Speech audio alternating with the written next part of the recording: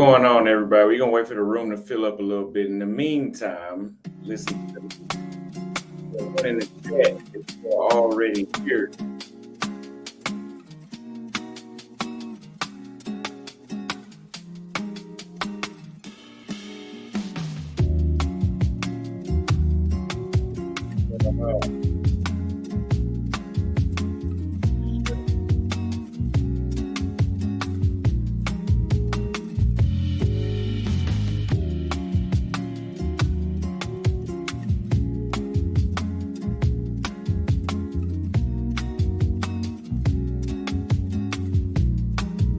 Back in the social Paraguay. Turn this music off. Yeah, I'm back in Asuncion, Paraguay. I like this fade a lot better, man. I faded it the normal way, but I cut the beard down to like a shadow. So yeah, I think it looks better like that as opposed to the full beard. Yeah, we got this guy.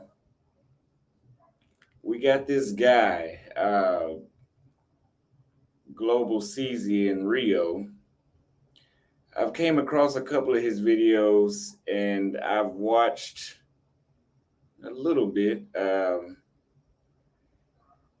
stuff he's saying is not nothing I thought of at all when I was there.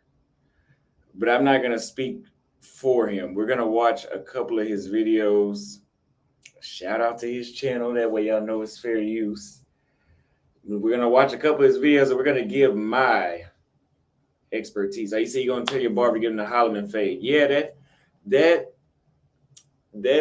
long beard, I'm not gonna lie. I looked at myself now and I looked in. Fuck that long beard, man. I think this looks way better. Plus, I don't have to brush or nothing. I just slap some oil in my face, and I think that's it. But we got some people that's saying he's good, and some that's saying he's not. Let me see if I have this overlay for this really quick. I forgot to add it.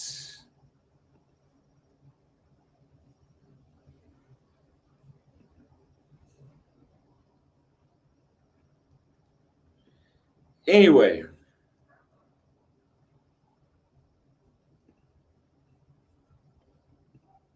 let's go back to this. He got kicked out of what country?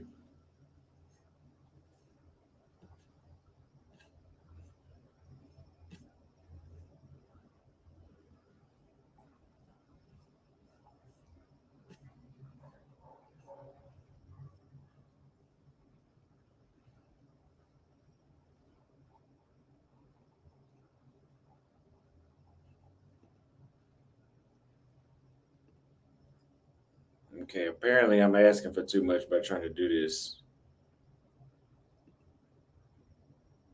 That's not as big as I wanted it to be on the screen, but okay. Let's take a look at this. So we have this guide. I'm supposed to be working on my travel guides right now. I've done a little bit more of the memoir. I finally got to follow up. I had been doing it, but I took a break since I got back in town. I finally got back on track with it today. And I'll do the travel guide first thing in the morning so you guys can pick that up. And I work on the memoir some more. But instead of me finishing that travel guide tonight, I wanted to do this for you guys. For you guys to see what I've been seeing. I've been having some people bring him up to me there. That looks better like that. He's well traveled for a 21-year-old. I bet he is, but let's see what he's talking about on the videos. Back in, you feel me? Well, first of all, let me start from the beginning. They like me, but they don't want to like boost my like self-esteem. Yeah, no, they like what you are because that's dangerous, bro. Yeah, That's why they know what's at play. they don't want to boost the black man's self-esteem here. If you boost it, bro, you know. Now, when he said that in the intro, and I know it's an intro and it's supposed to be hooky to make you wonder to keep you watching. I'll put a one. Tell me who says similar stuff like that, and it's a guy that you guys know that says something very similar to that in his videos.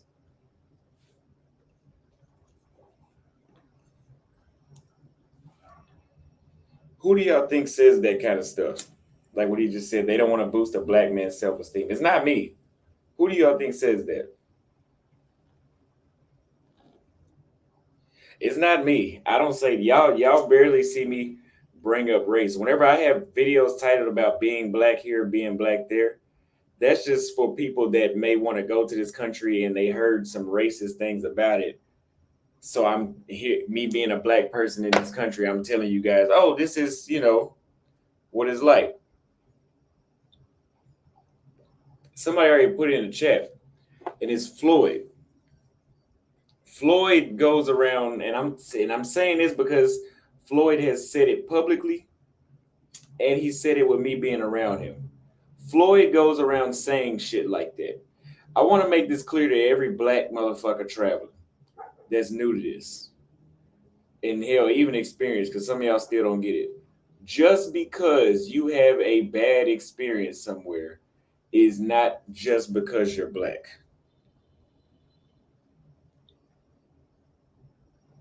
Okay? Just because, yeah, I cut my own hair. Thank you. Just because you have a bad experience is not leading to race. Can it be? Yes. But you should always give the benefit of the doubt. Like when I was in Argentina, and I told you that I thought that lady had called me a nigga, but I wasn't too sure if I misunderstood it because it's a language barrier, or did she actually say that? I don't know. But I gave her the benefit of the doubt until I was clear about it. Okay?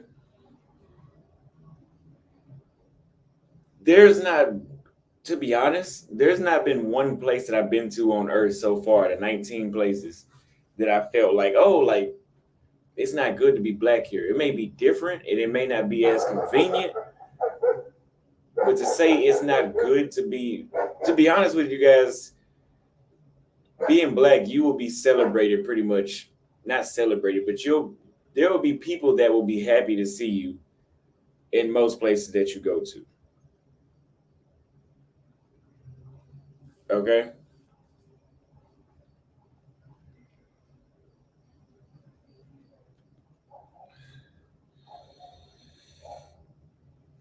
Somebody says sucking on as you're lighting it. You've obviously never smoked cigars before.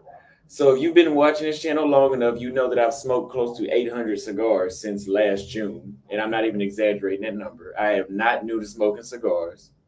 I have literally smoked damn near 1,000 cigars since last May, actually. Don't know actually, that was April when I started smoking cigars. So it's not, I don't know. Gotta ask questions before you start making assumptions, man. Gotta ask questions. Now, the reason I didn't suck on a cigar while I was lighting it was because I went to a cigar lounge in Chile recently, and they were like, "Do you want me to light the cigar for you?" And I'm thinking, "Oh, you suck on a cigar, you light it. Why would you light it for me?" But he literally just heated it, and he gave it to me, and it smoked the same way it would if I would have been sucking on it.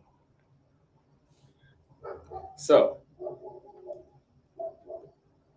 you don't know everything. That's why I say ask questions first. God damn it. What's your risk? A proud, happy, strong black man is Yeah. getting fucking beat up, bro. So, It's a little feminism mixed in with like colorism. In the tourist zone, it's okay to be black in America, you know? When we outside, I will say this though, there is colorism in Brazil. And that's been known since the liberation of slaves, where they wanted to encourage whites to mix with blacks and everybody to pretty much mix with each other, so that way they would breed the black out of the population. That's nothing new. I don't know how feminism ties into being black in Brazil, but we'll see what he says. in the real Brazil, it's kind of different. They look at me like confused. What's the vibes? Global CZ back here, you feel me? Today, we out here. We in Santa something. We in the local Brazil. You feel me? She got an avocado tree out here. Now we ready to start the day.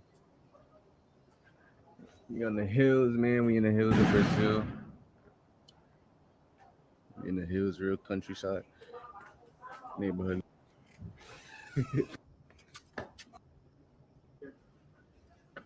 you have another house.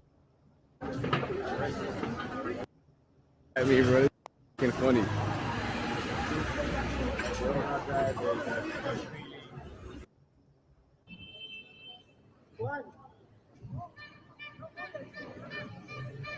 I haven't really Yo. seen much of it until now either. He's just staring at me, bro. Yeah, I know. So I don't know this guy, and I'm gonna go off of assumptions because I off of a few titles and videos that I've heard, and the other guy that's with him based off the things that they say. You can hear him saying, "They keep staring at me." I'm telling you, this is Floyd, just a different person, and maybe he dresses a little better. You know, this is the wrong mindset. I've been stared at in every single country I've been to in the world. Every single country except let's exclude the United States. You know for sure in all four Asian countries I was stared at. You know for sure in both European countries I was stared at. Even in an all black country like Tanzania, motherfuckers was staring at me. And based off the way how he's dressed, the Brazilians don't dress like that. People can tell when you're a foreigner, and they do stare. Staring is not as offensive outside of the USA as it is in the USA. But check this out. If you go abroad looking for issues, especially if you're looking for small issues, right? So it's one thing to be looking to get robbed. That's not necessarily a small issue. But to be looking for who's watching me, somebody's always watching. Even in the States, but abroad, people are always paying attention to you, especially when they know you're a foreigner.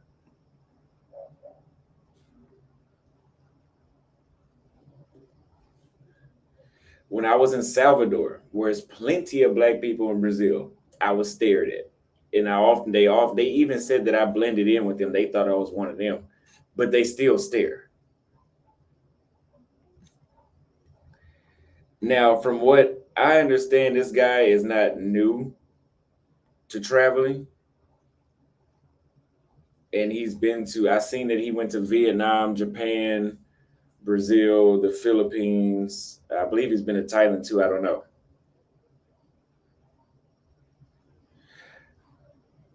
For him to have already been to places like Vietnam, they stare a lot in Vietnam. They love you. They love black people there, but they do stare a lot.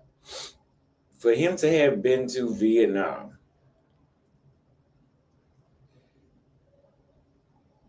and he's not understanding that people stared.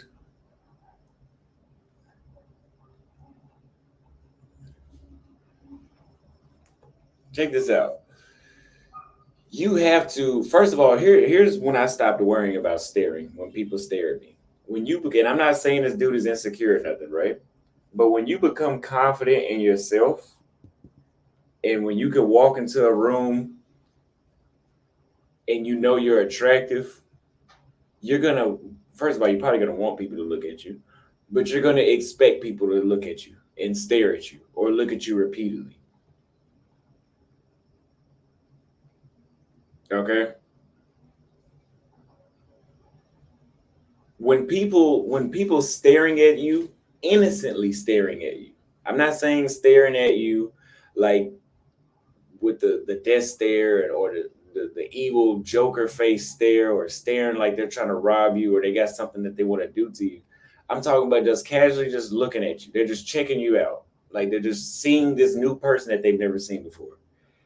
If that is a problem to you,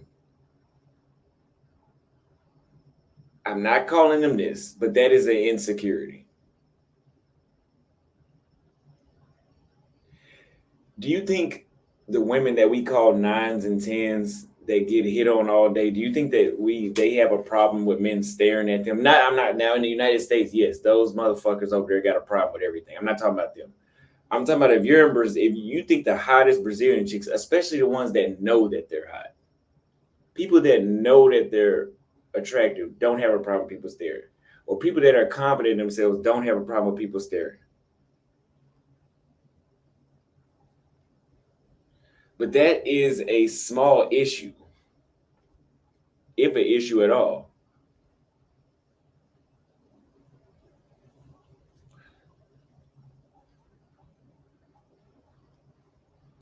If you're worried about people staring at you abroad, you will have a stressful life living abroad. Just like if you are dating a chick and you have a problem with other men looking at your girl, not staring at her and trying to get at her, but just looking at her because she's attractive, you're gonna get into a lot of fights. You're probably gonna die trying to protect her, and you're gonna have a stressful relationship with her.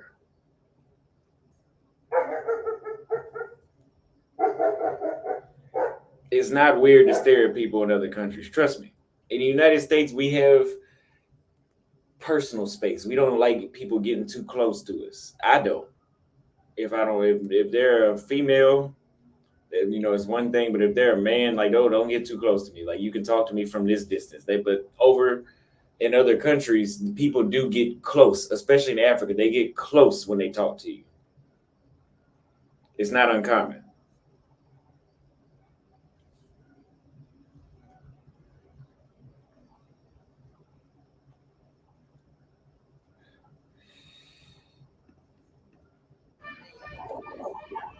Because you're so different. Yeah, Like they're used to being trashed. This can't stand the public. You don't really do bro, she's hypnotized. Holy shit. They're not really This is for you. hypnotism. I got used to it. But you don't know what it feels like. I'm gonna be honest. It's like I'm used to it, Like bro, but it still you're an feels animal. I know. weird. They look at you like you're an animal. That's what they get. Like how they're questioning your well-being. Yeah. They're questioning your well-being. Bro. They're like, what the? How dare you be well? I don't Bro. know, bro. I think Now,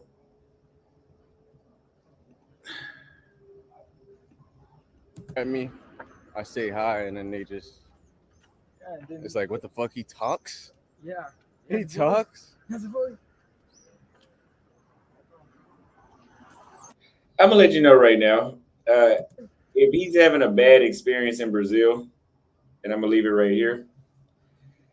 And I'm using StreamYard software.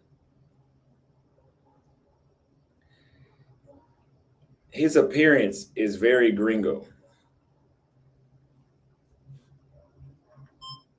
Very gringo. His appearance is very gringo. Brazilians do not wear bucket hats from what I've seen, and they do not wear Burberry bucket hats, and they do not wear those glasses either. Especially in Brazil, if you look like this is actually a walking lick. Because here's the thing, people can see that he's trying to grab attention. And this is not me putting a diss out on him or nothing like that. But I'm just telling you because I've been enough places to know how these people think about us when they see us. We're going to react to one more of his videos after this one, and then we're going to check out Floyd.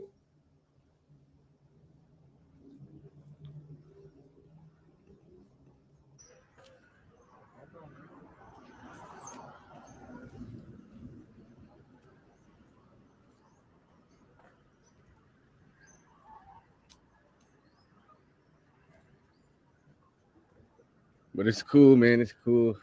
I'm still loving myself, so whoever is not on the vibration ain't loving. It's a love vibration, that's it.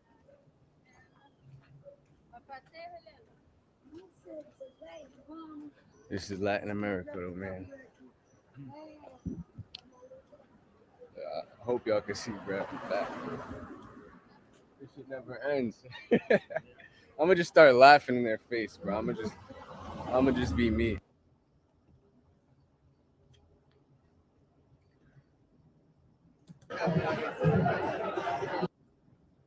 Here's another thing. I'm glad I stopped right here. I know in the United States, this is not necessarily like a gang thing. People would know that you're not repping some gang when you do this. Brazil is not the Philippines, and it's not Thailand, and it's not Vietnam. If you go in the right areas, throwing up signs with your hands, you cannot leave those situations a lot of times. They speak Portuguese in Brazil. Their gang signs may be in a different language. You just don't know. You out of bounds. You know what I'm saying? You don't know what you're doing. You don't know. So somebody could run up on you like, hey, what's up? You don't even know why.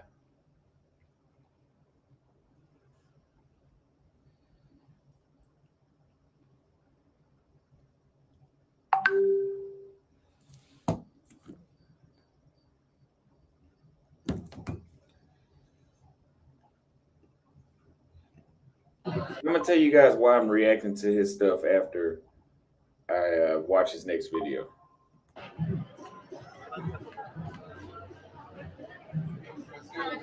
Rio, you feel me? Black man in Rio, first black man to come these steps in Rio. Beautiful girls out here, Salvadorian.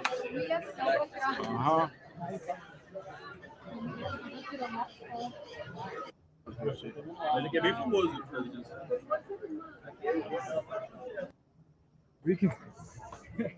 I'll give him this though.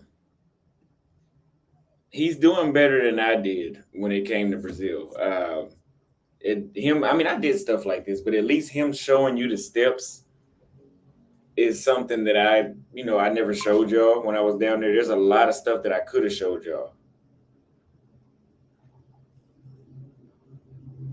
I'm not sure what the purpose of his content is. I don't know if it's like mine where he just goes there and experiences it and just, relays the information of what it was like to be there.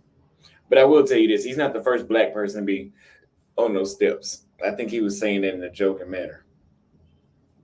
Foreign only, we're going to have you come on the panel after his next video.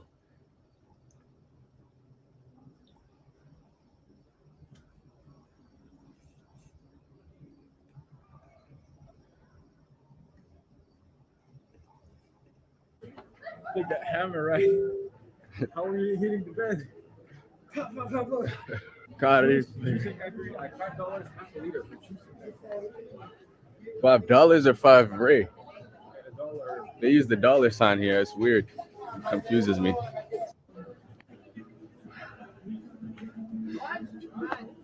Wow, look at that. Grandma, too. I'm setting my tender to 50 plus from now on. I mean, not 50 plus, 45 plus from now on. I've been seeing too many sexy grandmothers. ¿Cuánto lo cuesta? Everywhere. 10. Gelado. Frio. Gelado. Não? Ou dois? You don't want? Não quer, não quer. Irmão, you don't want? Nah. Não? Não, tá bom, irmão. Obrigado. Obrigado. Okay, let's go to his other video because he had a video talking about where he said he got robbed in Brazil. He said something that I completely disagreed with when I heard it.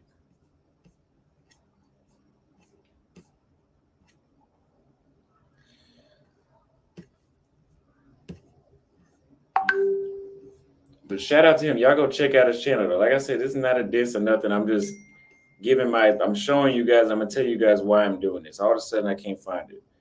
The Art of Will. I don't know if he really seen that in Japan right there, man. I can't believe that. Japan ain't hitting like that. Let's see. Okay, I got the video here.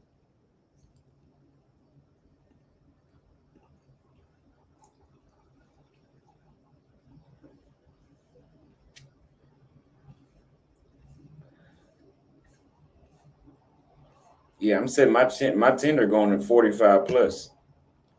The older women got better conversation. They might be older, but they got better conversation. They're not gonna play no games with you because they ain't got no time left.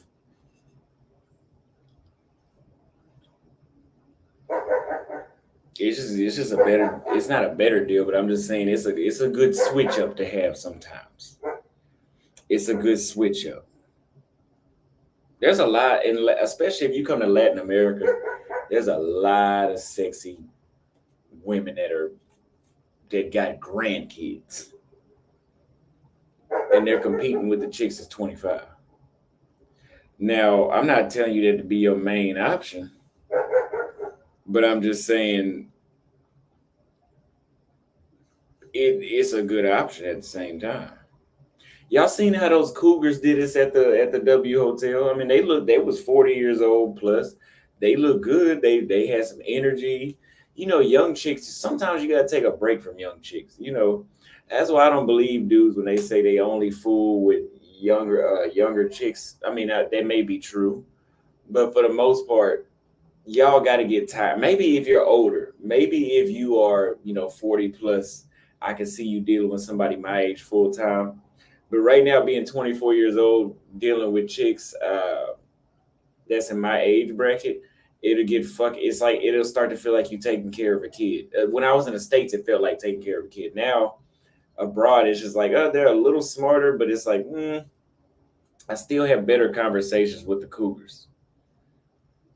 Somebody said you don't have to pull out with a cougar. You goddamn right. Now that's the good part.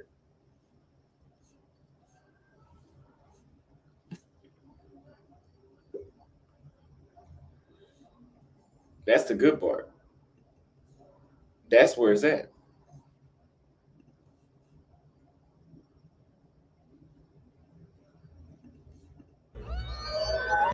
For like 2 weeks. YouTube, what's the vibes? Global Oh, City and it's back hella here, low. you feel me? Today, I'm gonna tell the story how I got robbed in Brazil last night. You feel me? Alright, so last night it was New Year's. You get me? We on the beach. We at Copacabana, right? Copacabana. There's like hundreds of thousands of people out there. You feel me? Honestly, I've been in Rio for like 2 weeks, maybe. I came here on the 20th, so that's like 10 days. Yeah, that's like 10 days. So since I've been in Rio, like the first few days, it was a bliss. Like it just felt like I'm in heaven. The nature is beautiful. The weather was beautiful. You get me? But then like the longer I stayed here, it just all went away, and it's like I'm seeing racism. I'm seeing all type of vibes. I'm seeing worse poverty. I'm realizing like this ain't no vacation place. This place ain't sweet. If you black here, it's just not the place. Watch the rest of my content, and you're gonna understand it from a Let me deeper tell y'all perspective. something. He said you admitting you hitting them yams raw. Uh, that's not the best idea. But let me tell you something. He said if you come into Rio and you're black, it's not the place to be. Bullshit. I got stuck up by the police and I had two assault rifles in my face and I didn't even feel like. Well, number one, you can't say that to me because I'm not from Brazil, right? So whatever racism they facing over there, I'm not going to experience that the same way. That's what I keep trying to tell people. When I went to Argentina and they were like, oh, they don't like blacks down there. They don't like blacks. They were like, oh, it's only because you're an American. So be it. That's my permanent reality. I will forever be in. There's nothing, you cannot take my nationality away from me. So be it. They're like, oh, well, if you were a local black Argentine or a local black Bolivian, it wouldn't be the same. Don't give a fuck. That's not, and I'm not saying that I don't care about what they're going through if they are going through something still. I'm not saying I don't care. That's just not my reality. And I'm telling you right now, in Brazil, That's not the reality. I will tell you this. I will tell you this. Racism is very real in Brazil. On a true to the definition of racism reality. Systematic, meaning that the black people aren't on TV, meaning that if you go to the federal government, count how many black people you see. They can be in the state government, like in the state of Bahia, they have black people working there. You can be black and be a mayor there, but and I'm not even too sure about that. But when it comes to laws and who they want to be perceived as Brazilian and them wanting to breed out the black population, that's their form of racism. But you going to a grocery store to buy groceries, I'm letting you know the chances of somebody calling you a nigga to your face, or somebody not want to check you out at the cash register because you're black are slim to none. I mean, that shit doesn't even cross my mind when I was in Brazil. I am not light skinned.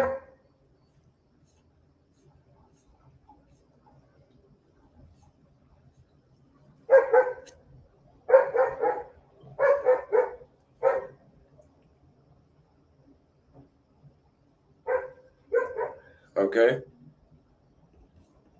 But if you from here, you know. But yeah, so I'm gonna just get straight to the point. We on the beach. It's me and my boy. We get there at like 7 p.m. We at Copacabana. You know, the vibes wasn't really there. Like all week, we've been like, damn, bro, we gotta get the fuck out of Rio. Get the fuck out of Rio. Because Rio is like, it's not what it seems, bro. When you hear of Rio, you think beaches, you think it's just fun. You think of carnival. That's not Rio. Rio is different, bro.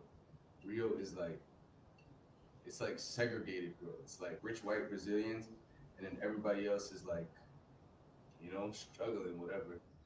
That's not true. To an extent, that's true. He said when you think of Rio, you think of beaches and Carnival. He said that's not real. That is real. I mean, no matter what discrimination they have going on in Brazil, the beaches are not going anywhere. Whatever discrimination they have going on in Brazil, they're not taking away Carnival. So I don't know why he threw that part in there. Okay. Everybody, yes, it is harder for blacks to come up in Brazil than it is compared to the United States. Yes, that is true. But when I first heard this video, the way how he painted it is coming off as if going to Brazil is like going to some all white small town in Mississippi. Like that form of racism. But again, if you are a viewer of mine or most likely his, you are probably from the United States. This shit does not apply to you when you get down there to a certain extent. Actually, it doesn't apply to you. Yeah, it doesn't apply. Because when the police stopped me and they pulled the guns out on us and everything, they thought I was Brazilian. Then when they realized that my Portuguese wasn't fluent and they asked where I was from and I showed them my ID, they put the guns down and they told us to leave. Had I been Brazilian, that would have been different. Yes, for black Brazilians, they have a completely different reality down there. They probably wouldn't have made it out of this situation.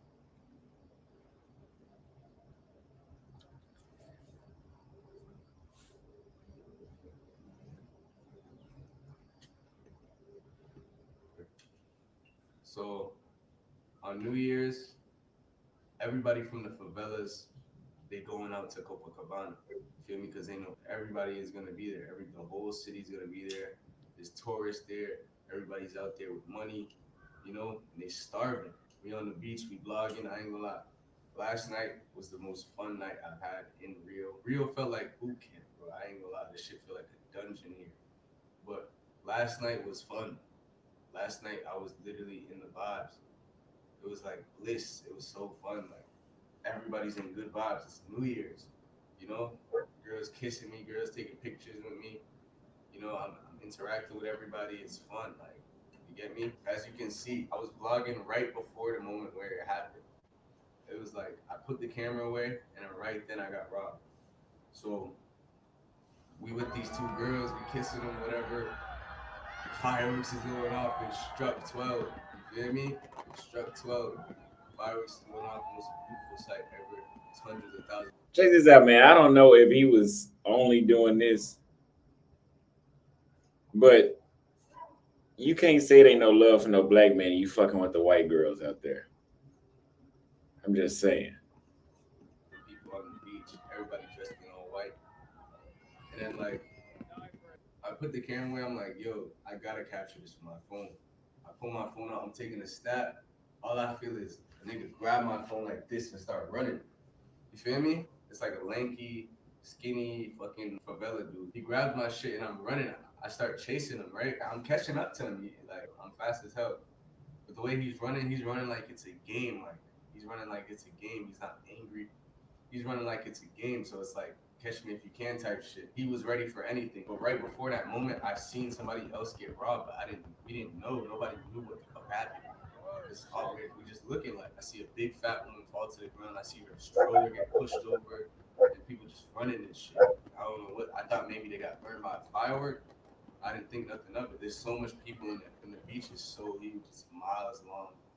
You feel me? And there's music playing. It's like a live performance. Everybody's just happy. That's the last thing you expect. It's like you can't even see them guys in the crowd. They just blend in. But then after you realize, like, hold on, everybody out here is looking in all white. There's dudes with no shirt, and they got no fucking shoes. They got shorts on. But we're also at the beach, so it's like you're not gonna pay attention to that. Jesus Christ, with that dog, shut the fuck up. I know that he's not done telling his story yet, but I'm trying to figure out how he's tying being robbed to being black. Let's keep watching. And I'm running after the dude, right? I'm almost catching him. I'm like, yo. I'm like, bro, you gonna die. I'm chasing the boy. I'm chasing him, right? And he's like high kneeing it, bro. He's running like this. Like trying to get out of there because we on sand, so it's hard to run. I lost my Yeezys. My Yeezys got washed up in the sea because the tide is mad high. My Yeezys got washed up. I'm still running. And he has another guy come behind me, and then he like pushes me, and then he tries to like. First, I felt a leg kick mine, so I'm like, all right, there's two of them. Then I fell, and I'm in the sand, but I get back up, and he's like trying to push me down and hold me down, and like you're not gonna get him, you feel me, type shit. He starts running, I chase him, I tackle him, you feel me. I grab him and I start holding him down. I grab him and I start trying to like fuck him up, but at the same time I'm realizing like, why am I doing this? You don't give a fuck about dying. Let me tell you guys something else too. Let me tell you guys this too. If you are ever in Brazil, Colombia, Argentina, Chile, wherever the fuck you're at, in any South American country, we can say Africa too, but let's say South America, do not ever try to fight. Do not ever try to chase somebody that has just robbed you. Why? There is heavy gang activity in South America, especially Brazil. The only people that have guns in these places usually are the criminals, and very few small citizens. A very few small amount of citizens have weapons. Okay? You chasing out, because it's just like what I said earlier. You're out of bounds, right? So if you in Argentina, when the girl so-called called me nigger, right? What was I gonna do? I'm basically on the other side of the world. I'm far south, nowhere near home. What am I gonna do? In these type of situations, you have to actually think extremely logically, no matter how emotional you may get. That dog is fucking annoying. I wish they would come. Like, the people can be at home. They need to come get that motherfucker, man.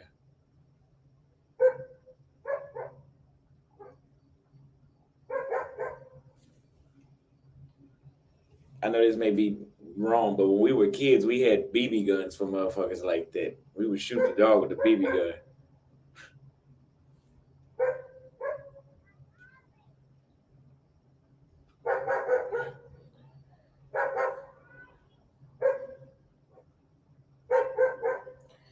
Anyway,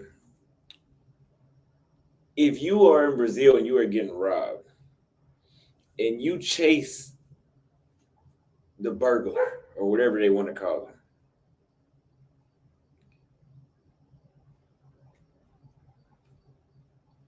what are you gonna do?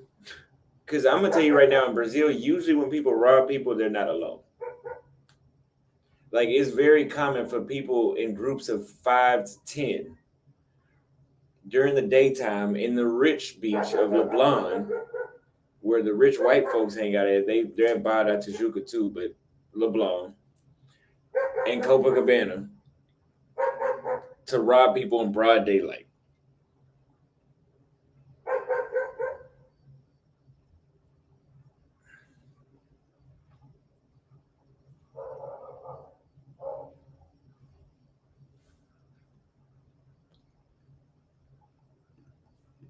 They came out here on suicide missions. You feel me? The dude with the phone's already gone. He's cutting through crowd and shit, and he's like snatching other phones on the way. They were snatching everybody's phone, like women, groups of 5 guys. They were snatching shit, bro. So I got the guy, but then I realized, bro, like mid shit, like I'm not even mad. I'm not even like I'm a calm person. Like I'm chilling. Like I don't really take shit to the heart. Like I already accepted that he got my phone. As I got the guy, I'm realizing like, yo, what if he had a knife right now? It would take nothing from him to stab me, or another dude to just come up and stab me off a dude. So I just let him go. You feel me? And I realized like, damn, I'm looking for my mans. I'm like, yo, where's my mans? Because we didn't ran mad far down the beach. You feel me? I'm like, where's my man? So I go back, and then people's like looking at me like I'm robbing and shit. You feel me? I'm black. Like I said, racism in Rio, it's all ties together. They look at every black person and Let me rewind it. I don't know if I heard that shit right. like I said, racism in Rio, it's all robbing and shit. You feel me? I'm black. Like and then people's like looking at me like I'm robbing and shit. You feel me? I'm black. Oh, Like I said, racism in Rio, it's all ties together. They look at every black person as you from the favela. And I'm soaked, got sand all over me. I got no jeans on. You feel me? I got no shoes, my socks. I'm just looking like, because nobody knows what's happening. so he said that everybody's looking at him like he did the robbery. But I wasn't there, but in my assumption, if you are Brazilians know about when they get in large groups that there's kids that run around and snatch people's pockets. I mean, snatch stuff out of people's pockets the whole time. So when you chase somebody, and like you said, and if you're black, you look like the same guy that they probably thinking did it. Okay. Number two, from what he just said too at the same time was he was just wrestling with the guy on the ground. I don't know about y'all, but every time I've seen a fight in public, people stare at the people that were in the fight.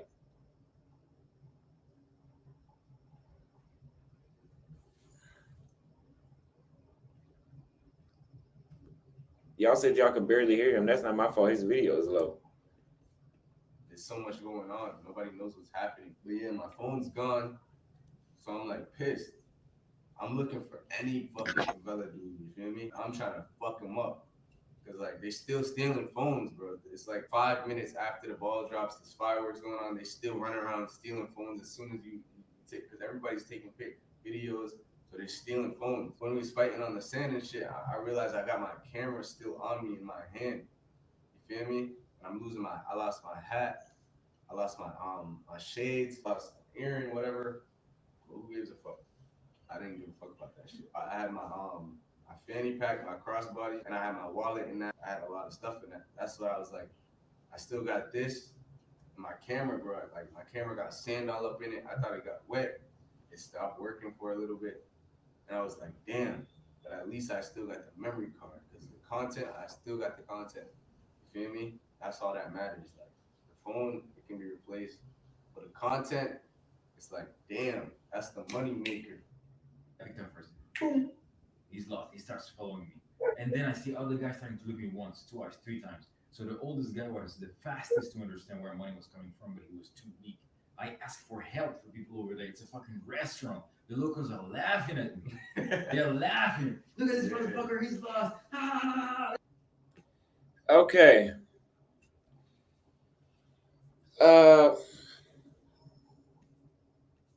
Now, why am I doing this? I do have a burner phone. I have a burner phone, yeah. Why am I reacting to this? I'm reacting to this, number one, because I just felt like it. And I had seen this a couple weeks ago, but somebody brought it up to me. Number two, it's important because I've been in enough places that I know, again, it's important for me to debunk being black is an issue. And especially when you're an American black, and like people say, they perceive you to have money, you shouldn't be worried about racism for the majority of the time, because your nationality can often override that. Okay?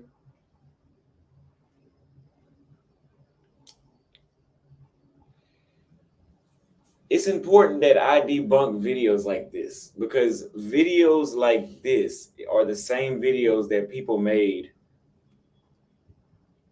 about Brazil that made people in my family think it was dangerous for me to go. People made videos like this about Argentina that made me feel like when I went there, I was going to get spat in the face. Like a fucking 1950s, whatever those sit downs they used to have. What we're hearing right now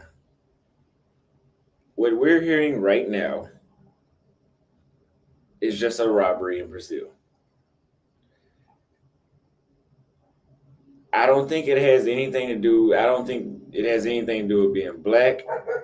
I'm telling you guys, if you go to Brazil and you are a black American,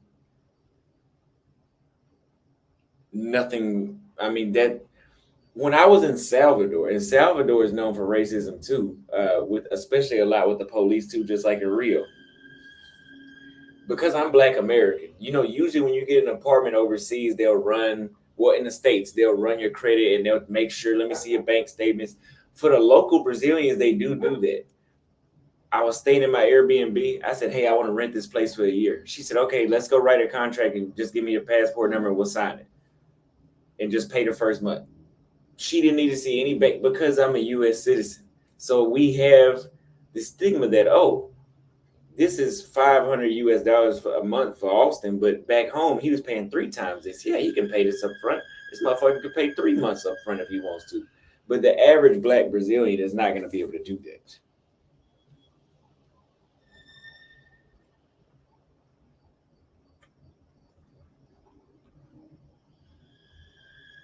So I just want you guys to know I'm not discrediting what happened to him. You can get robbed in Brazil. I've seen people with my own eyes get robbed right in front of me in large crowds just like this. I have videos on my phone of white Brazilian women getting their necklace snatched off their neck in Salvador. It happens. Right? But do not go to Brazil victimizing yourself. And I'm saying this to him too. Do not victimize yourself anywhere you go. If somebody has an attitude and you're in an all-white country, do not automatically think that it's because you're black. Even though when white people are upset and we don't know why, it is normal for us to be like, they must be racist. Why is she so upset with me? Because that makes sense. Give the benefit of the doubt until it is clear, because you can really fuck up your own experience thinking that you're constantly being discriminated. And I told Floyd this. I'm gonna tell you a story, okay? And this is I'm gonna say this because this is not making Floyd look bad or anything. It's just a discussion. Floyd and I we were walking down the street in cold Poland that I did not want to be at it. Why it was that cold? We were in Poland in Krakow. It's not usually racism, goddamn it. There's a lady walking down the street with a sign, and she's trying to get dudes to come in to drink at their bar. She invited us in. We go in there. Everybody's friendly. Oh yeah, here's the thing. Floyd and I both got a drink. For some reason, the card is not going through. I'm looking around and see what kind of chicks are at this club, at this bar or whatever. I was gonna leave anyway because it wasn't that lit. And then I just hear Floyd going the fuck off. And he's like, "Oh, so let's get the fuck out of here. Let's get out of here." And I'm like, "What happened?" She's telling me I need to sign because my debit card didn't go through. And I'm like, she's like, "Yeah, we just need to verify that, we need extra verification." Now, me being Austin Holloman, in a split second, I'm thinking, okay, we're what, 6,000-7,000 miles away from home, whatever it is, 4,000-5,000, 6,000-7,000, whatever it is. We're halfway across the world from Texas. It is not uncommon for digital payments to lock up or ask for extra verification. So I'm not thinking nothing of it. I'm like, okay, we'll sign the paper. I didn't think nothing of that. But Floyd was very, very upset. So I was like, okay, well, let's go. And Floyd was, pretty much going off about it the whole way out. And me and Floyd went to go buy some more water from somewhere else. And Floyd was like, it's because we're black. And I was like, how do you know that? Hold on. Because here's Terry Wilson. Here's what I'm not understanding, Terry Wilson. They invited us in here.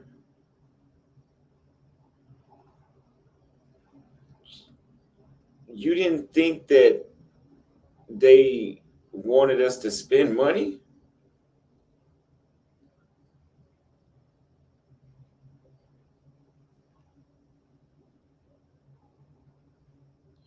So I'm asking Floyd, like, what made you think that was racism? Like they were discriminating us? Because if they were going to discriminate us, they would have never brought us in there to begin with.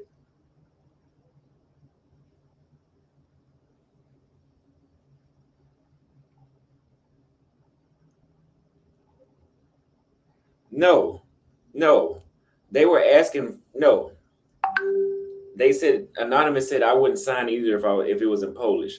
This was a fucking receipt. Like, the receipt came out of the machine after he swiped it.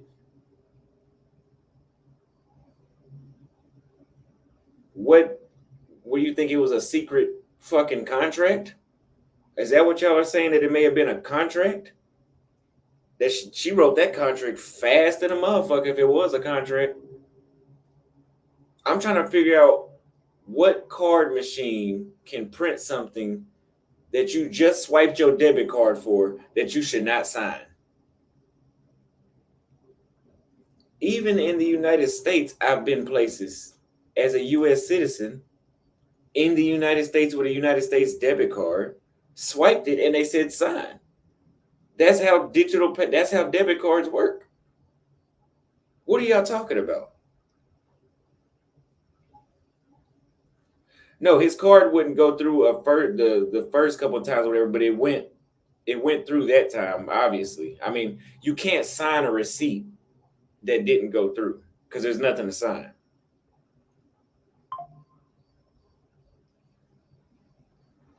So I was asking Floyd, why does he think that's racism? But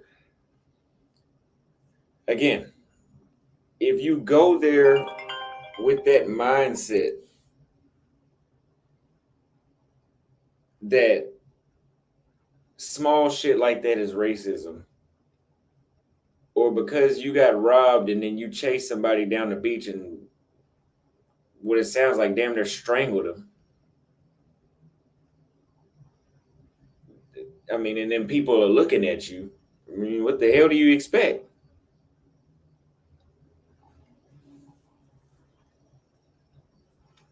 I've swiped my debit card in Rwanda. I had to sign for it. In Uganda, I had to sign for it before. In Kenya and Tanzania. In Thailand, I've had to sign for my debit card sometimes. Not every time, but sometimes they do ask you to sign.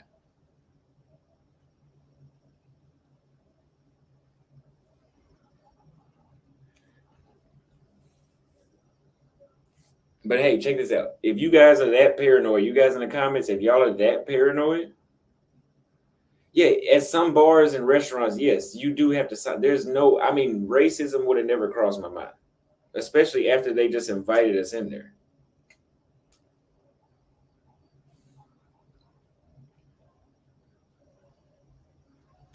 So here's the issue with that. Now Floyd is upset because he thinks that them wanting to sign the receipt is, you know, a form of discrimination. Now his adrenaline is pumping and his whole night is fucked up off of something, if you ask me, is normal. I don't know if this dude on the screen right here fucked his trip up behind that. Obviously not, because he's still there. But if you go to Rio, look, man, y'all get what I'm trying to say. Oh, you're right. People will go to Africa and try to say they're experiencing racism. How the hell? Maybe in South Africa or parts of North Africa, yes. But if you go into Kenya, I don't know how you going to experience racism. I'm not understanding. I just don't get that shit.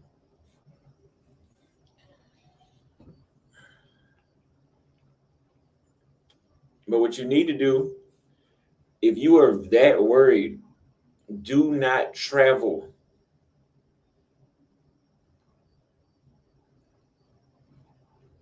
Do not travel. Because if you go around traveling and you're looking for problems, they will be found.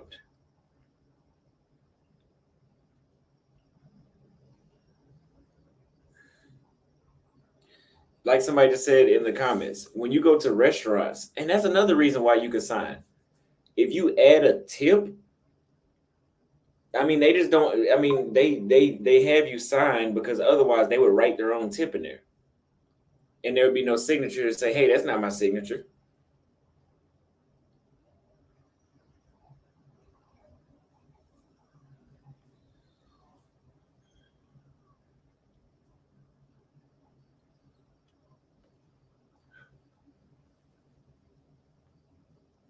This cigar tastes really, really good. I've never tried this A Fuente Gran Reserva, but I think this is a medium. But it's very good. Now, we're going to go to my friend, foreign only, as he's known, Terry Wilson. Let's see.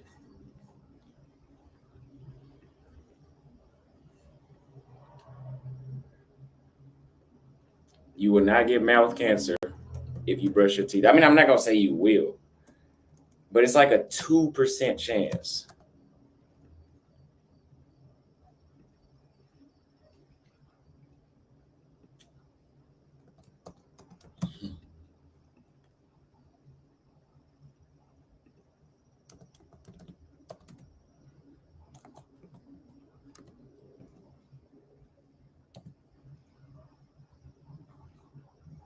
I typed in his name, Terry Wilson, on YouTube.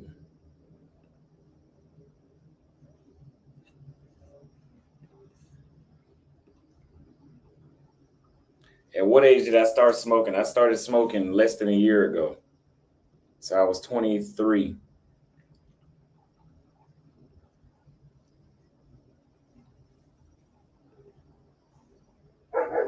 Like a month before I turned 23.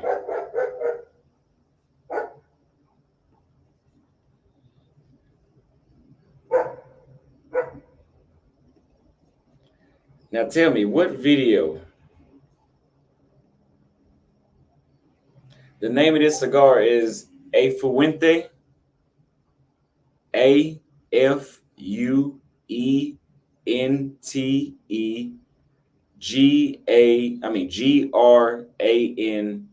Reserva.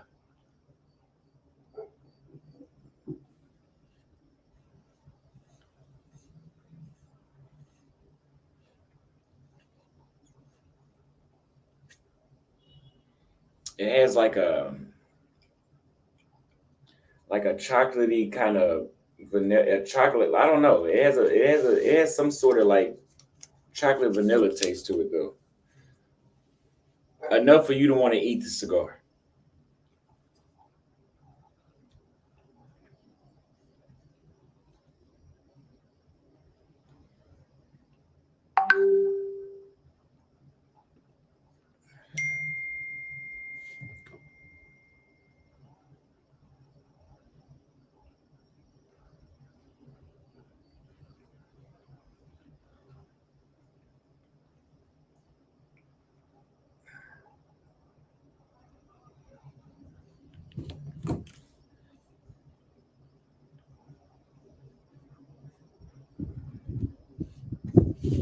Floyd is in Colombia, correct?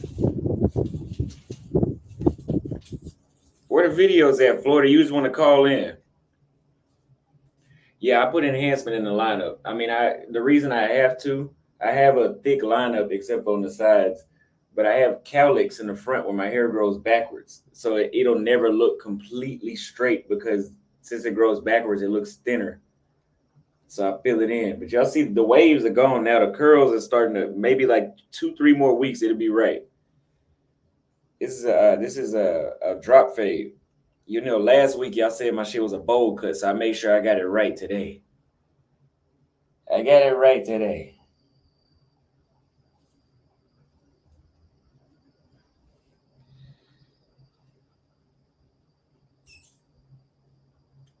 El Guapo got a high fade though.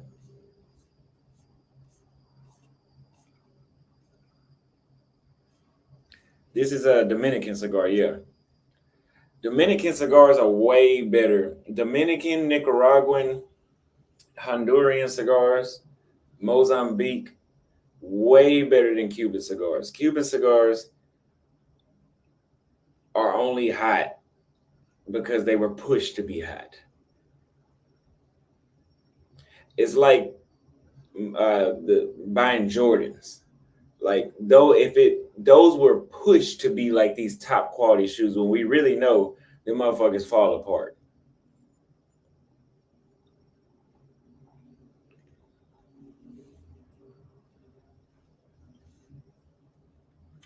I have a haircut tutorial on my Patreon. This same haircut I'm doing right now. I mean that I have right now.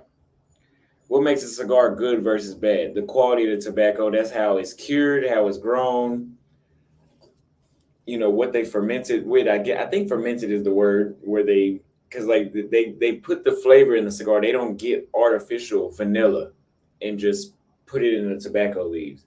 It's like wine where they have the vanilla beans sit next to the tobacco leaves for like years. Like it takes like 2 years to make one cigar from the time they grow it to the time they make it to the store.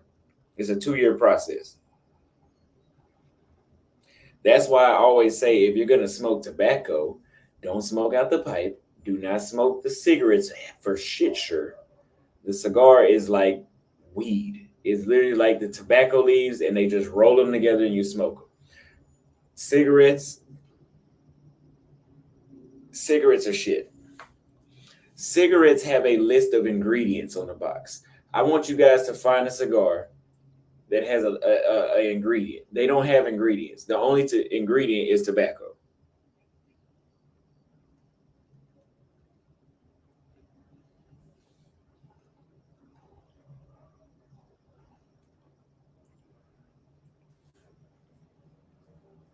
And I say don't smoke out the pipe because even the pipe tobacco that you buy the pipe and you smoke out the pipe, those are even.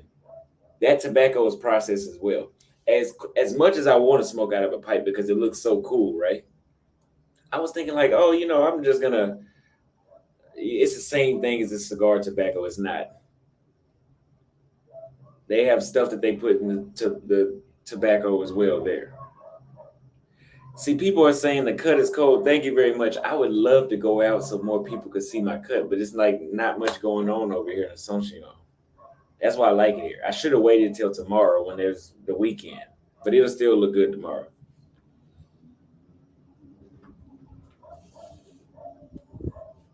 Yes, vaping looks cheap compared to cigars.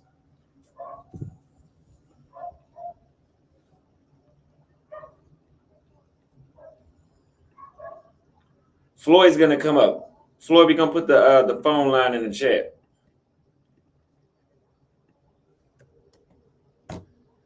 I think the cut looks crispy though because I trimmed down the beard, so it's just like that shadow.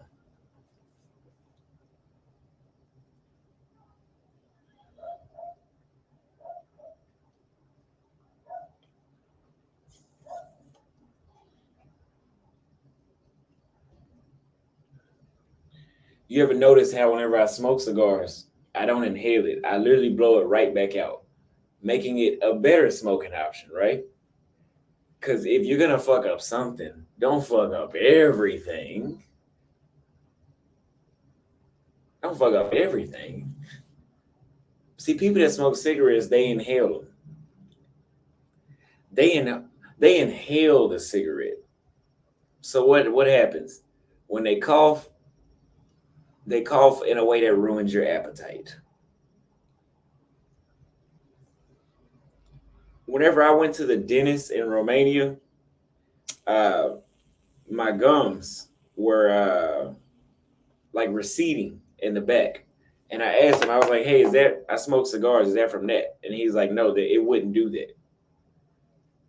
He told me that was from me drinking energy drinks, and it was basically melting in my teeth where my enamel was getting exposed. He told me what toothpaste about it to slowly over time put it back. My teeth are still white. They're still white. And as long as you brush your teeth twice a day, mouthwash, you take care of your oral routine. Yes, it's completely unhealthy for you. It's completely unhealthy. But if you take care of your oral health, the chances of you developing something nullify. I'm not going to say they go away.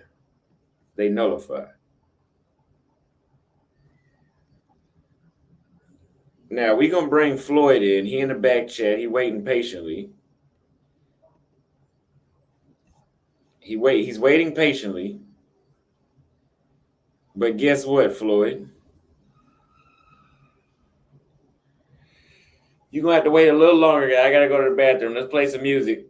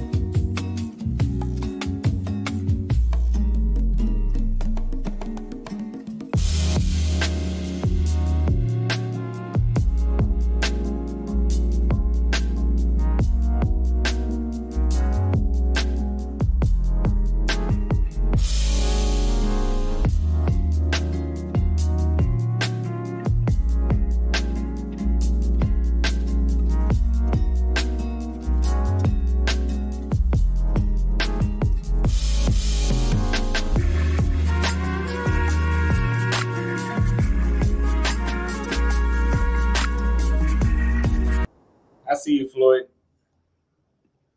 Let's turn that bullshit music off. Gonna turn the banner off. We have not got one super chat. I just realized we done had like 700 people come through here and watch this live this entire time, and we ain't got one super chat.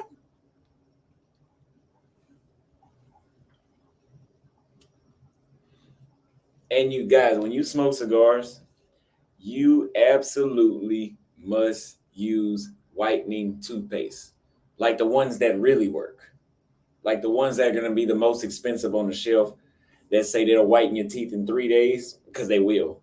I've drank coffee to the point where I had a chick I was out with. She's like, ugh, like she knew me, so she could tell from when I first met her when I went ham on the coffee. She's like, yeah, you need to fix that.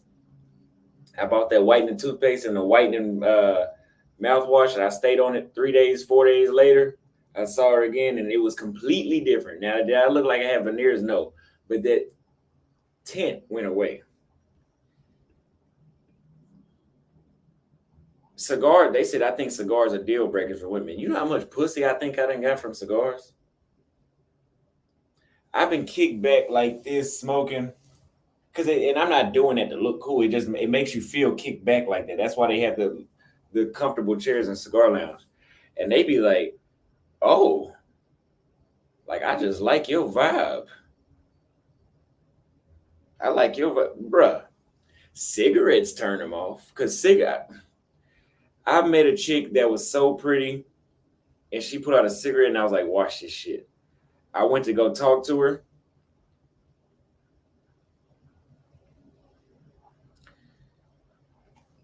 I couldn't take it. Here's the thing about cigars. If you get a piece of gum and you chew it for like 15 minutes, the smell goes out of your mouth. If you drink alcohol, the smell goes away, especially if you drink clear alcohol like gin. I'd rather my breath smell like gin than cigars. But cigars don't smell like cigarettes in your mouth. They don't smell pleasant either when you try to kiss somebody. Like, women aren't going to want to kiss you after you've been smoking. Like, they're not. They're just not. It's still smoke, right? But it's not like cigarette smoke.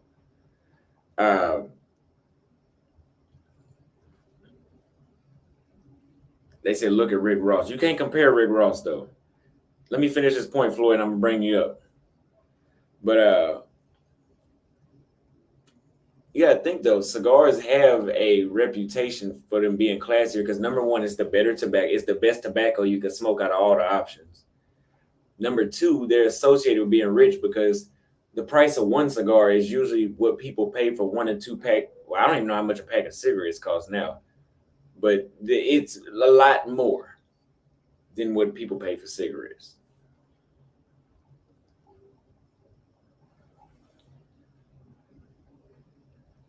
They said cigars are just a status symbol. No, I've had some really good ideas when I smoke cigars. Like the next one I got has made me, yeah. When I go to Nicaragua and Central Africa, I will be looking at some factories over there to try to see if we can find a good cigar and label it and add that to the Austin Holloman shop. We got Floyd in the chat though. What's going on? How you doing, man? You doing good? Yes, sir. How are you? I'm doing all right. Let me get this camera set up right. Yeah. So, how you been? I've been doing damn good. We just got a cash app, $10 from Guidion. He said, Super Chats, Rob, your cash app is better. Thank you very much. If you guys would like to support just like this, man, thank you very much. I appreciate you. The cash app is $ Austin Holland. Thank you very much. Let me add to that. When you donate to the cash app, you get 100 or at least 99% of the money. When you donate to the Super Chat, YouTube takes 30% and you got to pay taxes on it. So you're not even donating the amount. You're not even giving the amount that you're trying to give. So the best way to support Austin Holloman is to donate to the Cash App, PayPal, or any other sources besides YouTube Super Chat. Unless make YouTube Super Chat your last resort, not your first, your last. If you can't donate anywhere else, then the Super Chat is the last resort. Because who wants 30% of their money taken when they rightfully earned it. Think about that. Exactly, Floyd. I'm glad you said it. That's right. What's going on out there in Cali? Tell us your first thoughts. We don't know your first thoughts yet. So, man, I'm on guard, of course. You know, I'm in a Airbnb, got armed guards. It's safe, but you still have to be on your guard because you never know what could happen. So I just woke up. I ordered some food, and tomorrow I'll be going out to explore the city. I bought a burner phone, and I will not be using this phone that I'm talking to you on to go live and talk and try to do some tour. I'm gonna do a lot of cultural stuff in Colombia. It's really an eye-opener experience. The city, it looks like Brazil. Like it literally looks like Brazil, like a miniature version of Brazil. So that's what Cali, Colombia reminds me of. And you know, I got from the airport, I went through immigration. You know, they make you sign this, what's it, CheckMig? CheckMig is where you have to put all your information on this application. And once you do that, they'll be able to pull up an system to tell where you're at, or how long you're staying. It is general information about yourself that you will have to tell immigration when you get there. The immigration officers were pretty cool. They were like, hey, hope you enjoy Colombia. I'm like, I hope so too. And, you know, that's what they told me. Floyd, What's up? let me stop you real quick. We got a $50 cash out from David. He says, for here is another for you. Thank you very much. Because of you, we will light up another cigar and keep the show going. I'll let you guys pick as well. Now, they trying to talk about the red shirt. Let me tell you something. This is a different red shirt. That's right. When he bought that red shirt, you can tell by the way how it fits that it is a different red shirt. Look at his shoulders and how it fits. But the other red shirt looked like he was wearing like he stood in front of a damn airplane jet and it just stretched it out, but it didn't fall off of him. That's what the other red shirt looked like. This shirt is good. Go ahead. Right. Yeah, man, it's a good red shirt. People have been telling me to get rid of it. I already told you what I want for it. If you want my red shirt, if you want both my red shirts, it's $100 a piece. You want me to get rid of something I don't want to get rid of? It's $100 a piece for each shirt. Even the headphones. So check them out. But yeah, man, let's get back to this Colombia situation. I think I could enjoy myself here. I'm going to pick up another language. I do know a little bit of Spanish, more than I do Portuguese. But the problem is when I speak Spanish, I mix the Portuguese together. It's weird. It's like I don't even try. It's not intentional. You know, it's like I'll be like Buenos dias. I'm like Buenos dias or Como vai, and it's like two different. Like Como está is Spanish, and Como vai is Portuguese.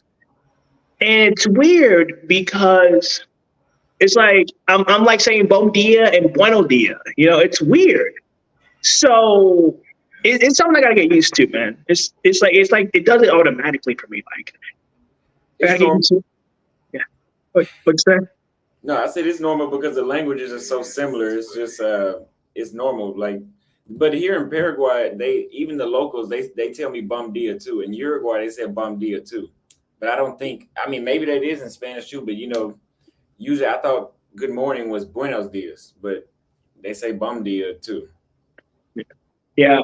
Like when I was in Chile, they were like ciao or ciao ciao. And I'm like, well, not ciao ciao, but they're like ciao. And I'm like, okay. They say ciao ciao. They say ciao ciao just how you say it. They say that here. They say ciao ciao. Yeah, they do that. They do that in Chile.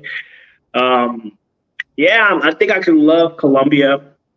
Eventually, I'm gonna make a comparison, a Colombia versus Brazil for like cost of living, stuff like that, to see what the differences is. I can already tell just from buying this food that I bought. I spent $15 on Papa John's. They got Papa John's pizza here, and I spent $15 on Rappi. You know, in Brazil, probably like $20, $25. Yeah, it's closer to the United States as well, which is a great benefit of being in Colombia thus far. Because flying 8 to 9 hours is just for me, it's just not it. You know, I mean, I don't like long flights. You can ask Austin, especially going to Buenos Aires, Argentina. That was gruesome. Man, I didn't know how I could do that. Man, I couldn't do that. Wait. You mean Santiago? That too, but no. It was expensive? So what'd you say? You think Buenos Aires was expensive? No, I'm talking about flying to Buenos Aires. Long flight. Oh no, Buenos Aires was pretty reasonable, like really cheap. Santiago is probably the most expensive country in South America, as far as I know personally. Wait till you get to Uruguay.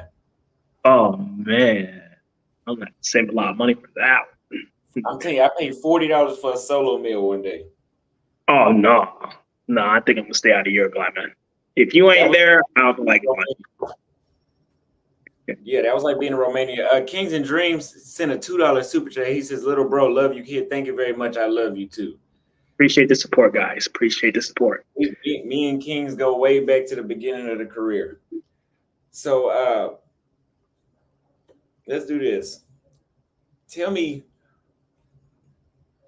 do you you still have that same fear? Where all have you been again? Where have you been? I've been in South America. I've been to Brazil, Chile, Argentina. No, Cali. Cali, Colombia. Oh, I just been the airport and the Airbnb. But as far as being in Colombia, I don't really have that fear, but I'm still on guard. It's not like before I came here, I was nervous. I'm not gonna lie. I was sweating. I was like, oh, this is gonna happen. I'm thinking these women are gonna try to grip me, try to drug me. So I'm more worried about that. I'm gonna get robbed, because it's that bad. But when I got here, the city's beautiful. I mean, it's pretty decent. I could see myself living here. You know what I mean? As far as what I see. Even the women were choosing, they were choosing. And I even got choosing. They was choosing. I even got a few numbers and Instagrams. Yeah. Definitely. Are they Brazil choosing though? Oh, Brazil's choosing too. Definitely. Most definitely. No. Like in Cali, Colombia, are they choosing how they do in Brazil? Oh, yeah. They look at you, they stare at you, they try to get your attention. Because I know when a girl's interested, I go off for two signals. But if I really like you, I'm a code approach. You know what I mean? You tell me no, that's it. If you tell me yes, let me get that WhatsApp or the Instagram.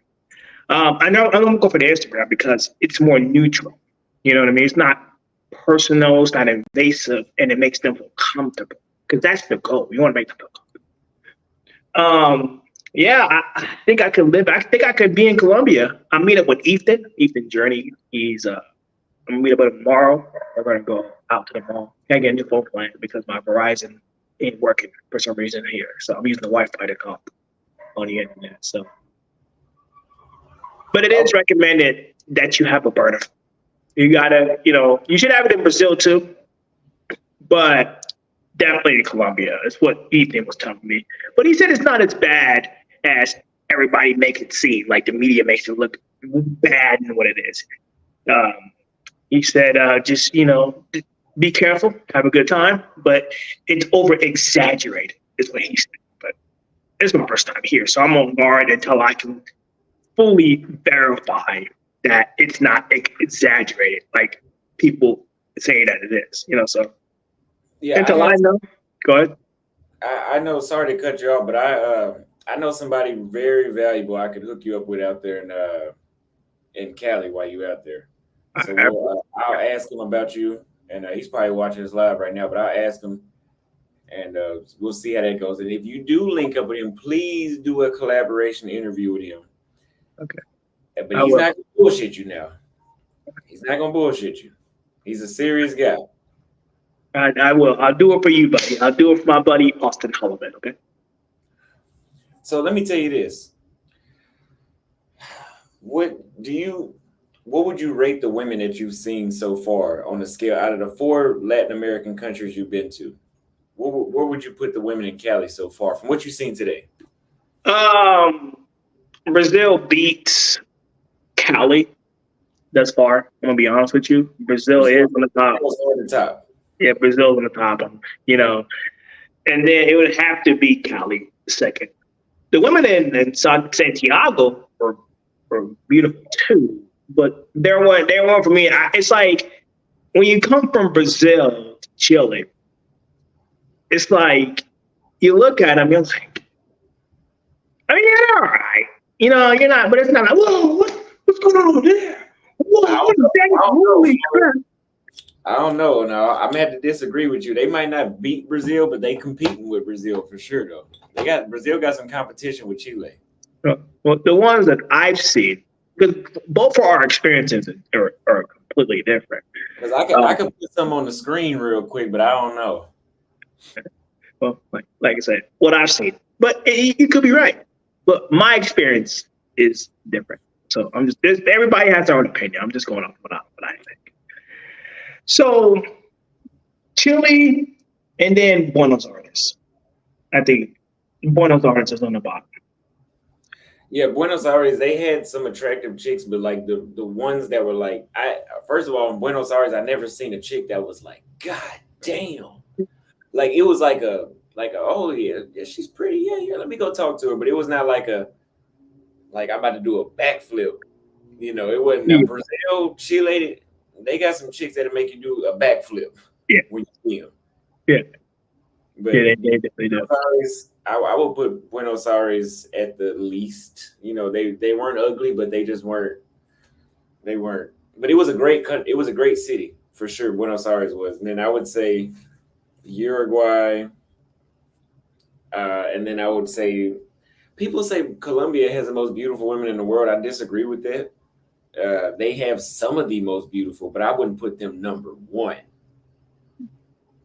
But we're going to keep traveling. We still got to go to Suriname and Guyana and French Guyana and Venezuela. Oh, I can't wait to go to Venezuela. We're going to see. Yeah. What about Bolivia? What's the plan with Bolivia? Is that still on the table or? Oh, it's on the table. We're going to be there in a couple weeks. Okay. All right. I'll stay put in Colombia for a while, for a couple weeks, and then we'll meet up in Bolivia. Somebody said, Austin, you haven't been to Colombia. You can't judge. I have been to Colombia. I was there 9 days. I went to Medellin, and there was some beautiful chicks there. But when you compare Medellin to Brazil, and the reason I say Brazil, because Brazil is a country, it don't matter what fucking city you go to in Brazil, there is a shitload of beautiful women everywhere. Floyd's been to more than me, but I'll tell you, in Recife, they had the least amount of beautiful women, but they were, you didn't see them walking around, but they were still beautiful when you did see them. Rio had every 15 seconds you would see a beautiful woman. Salvador was like that. Sao Paulo is like that. And did I go to a fourth one? Rio, Sao Paulo, Salvador, Recife. Okay, well, yeah, I already named them all. But Floyd has been to Manaus. I've heard about Manaus. Belo Horizonte I met a beautiful chick from Belo Horizonte, but I've never been. I met her too in person in Rio, but yeah, they got some beautiful women all over Brazil. But when I was in Medellin, it was just, they were beautiful, but it wasn't where you walk down the street and you just constantly turning. Like, it would be like 5 minutes. Okay, there goes another one. 5 minutes, there goes another. Versus Brazil, 5 to 15 seconds. And you seeing a beautiful chick. Chile was like that I would say in Santiago, it felt like every 1 to 2 minutes you see a beautiful chick, which is still a lot. Yeah. I mean, it just depends on everybody's own preference. You mean, if I had my opinion on it, the Philippines is the best for me. I love the Philippines. I don't know if that's for beauty though. That's not for beauty, and that's not for sex appeal either. Oh, well, everybody has their own opinions. Hold on. We gonna I think this is universal. There is not one Asian country that can compete with not any South American country, with most South American countries.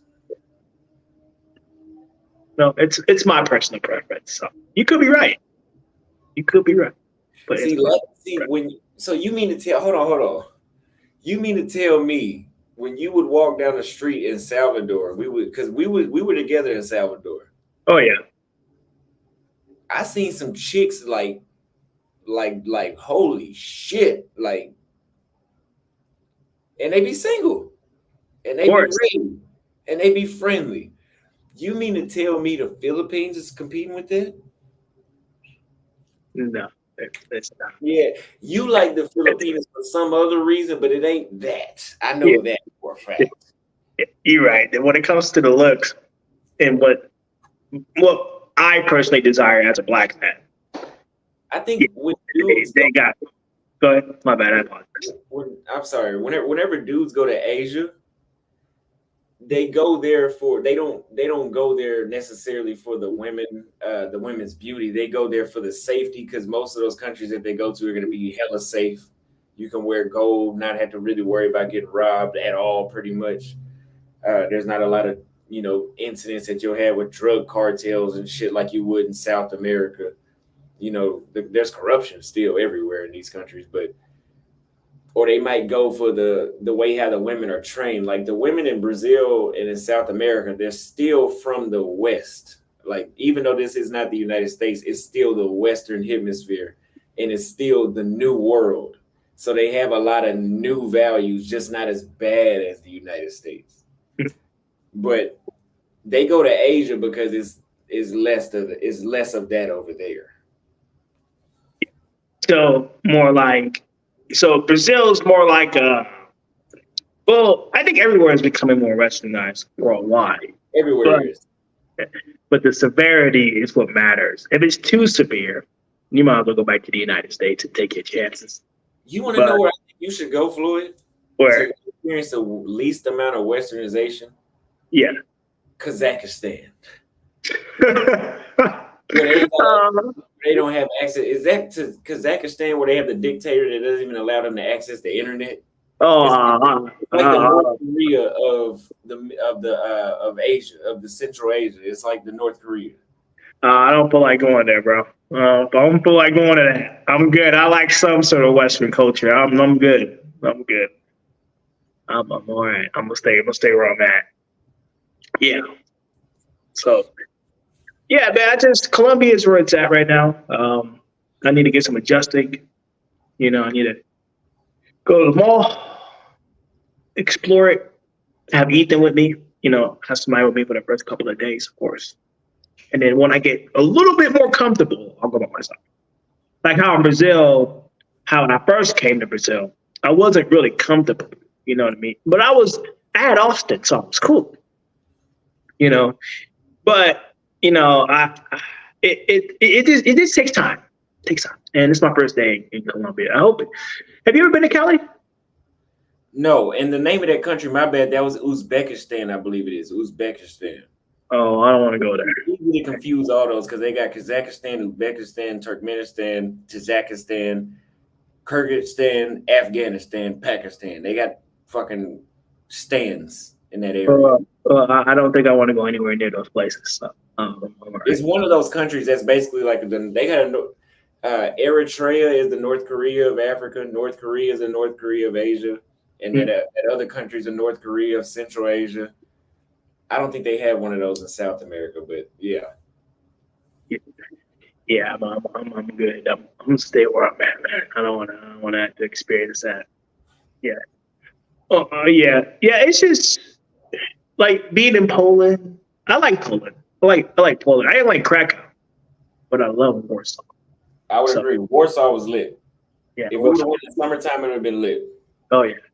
I kind of regret going to Krakow. I kind of regret it going to Krakow, but it's still a new experience. It's still a new experience. Did I tell you about the time in Krakow, Poland, that I don't know if he did it by accident or what, but the guy went to my phone, either try to delete my videos. I don't know if he did it by accident or on purpose, but I was able to recover all of my footage. I asked him about it. I said, where are my videos at? He didn't respond. So I'm thinking he did it intentionally, but I don't know. Maybe he did it by accident and just didn't want to come forward. But luckily, I was able to use a software to recover my videos because it's very possible. So yeah, and the lady at the lady at the bar? Was it the lady with the license? Not like the information, the situation. She wanted my ID. She wanted my driver's license. She was like, she said, I thought she like, oh, I think you stole this card or something. That's why I got upset about that. She said she think you stole the card. Yeah, she didn't think it was mine, and she thought I stole it or something. And that's what pissed me off because she's like thinking I'm a thief, and I'm like, okay, for one, you're not going to call me a thief, especially when you invited me into your party. That's crazy. Now Yeah. I didn't know that part. That's crazy. Yeah, she was thinking I'm a thief, and I didn't have my passport with me. So, but for one, it's my card. So, what is it to you that I'm using my card? What do I need to verify to you? You invited me into your party. You guys ran across the street to grab me in Austin to come to your party. I shouldn't have proved anything to you. Did I steal your card? No. Is it proven to be stolen by the police? No. It's my card. Now, they said it didn't go through, try again, because I did have a problem in Poland with my card. Sometimes don't go through, which, so that's why I use my phone now. I use the phone, and it goes through with the phone. But when I use the card, it wouldn't go through for some reason. So had I just said, hey, try again, we would have tried again. It would have been cool. We'd had a good time in that bar, maybe hung out with some people, and, had a good time. But no. And that was in Krakow, Poland. That wasn't in Warsaw. Warsaw is lit, but I just don't see myself going back to Europe anytime soon. Really? If I do, it had to be prepaid out in advance, like prepaid. It had to be prepaid. You said that to be prepaid. Prepaid. You had to plan it out at least, I would say, 4 to 6 months ahead of time. That way everything stick to a schedule. You know what I mean? Let me ask you this, Floyd. What are your plans now that you are in Cali? Besides women and going out, what are you going to see in Cali? Well, I want to see more of the local spots because they got like local areas. I want to get like a tour guide that knows that area. I also will do amusement parks. Hold on. There's some guy whistling outside. Maybe that's the guard doing that. But yeah, I want to do amusement parks. I want to see more of the culture, the samba, the dancing, the samba. It's called samba. They do a lot of the dancing there here in Cali.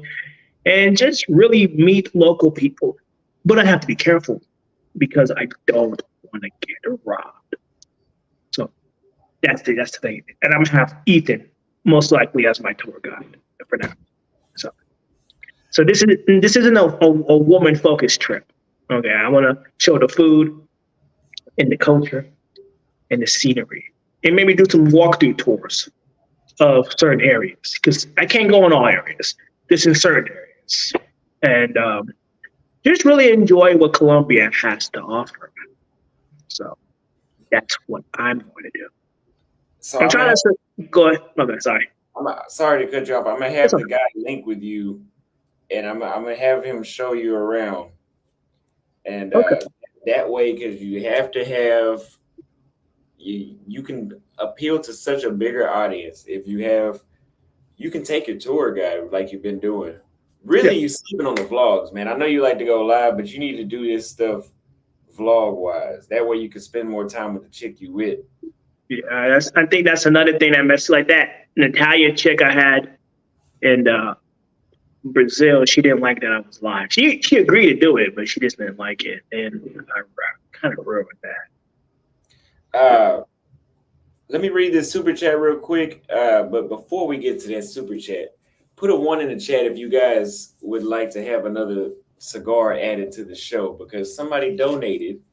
We got 3 options here. I know this is not a cigar channel, but we got some cigar heads in the chat. We're gonna get back to the show. It's smelling really very, very good. Very, very good. I love them. We got the last call. When you smoke this one, you can think of a nuclear bomb. That's how much brain power it gives you. It makes you focus very well.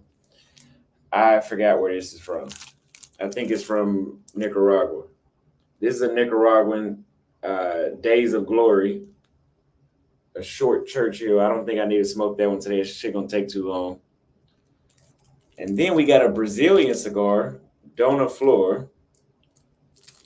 It's a softer one. Let me know what y'all think on which one. Now, why y'all on Floyd? Why y'all on Floyd in the chat right there? People gonna always be on me, man. You just gotta ignore the chat. I'm not even looking at the chat. I'm only listening to you and talking to you. I ain't even looking at the chat. I see the numbers piling up, but I ain't looking at the chat because for one, this isn't my show. This is your show, and I'm here to respect the host. So I will not be looking at that chat because I already know what's in store for me. So we're gonna I'm gonna be right here. We got a $5 super chat right here from Eric. Oh, he says, off topic, Austin, how annoyed were you during the live with Kings and Dreams with the dating coaches?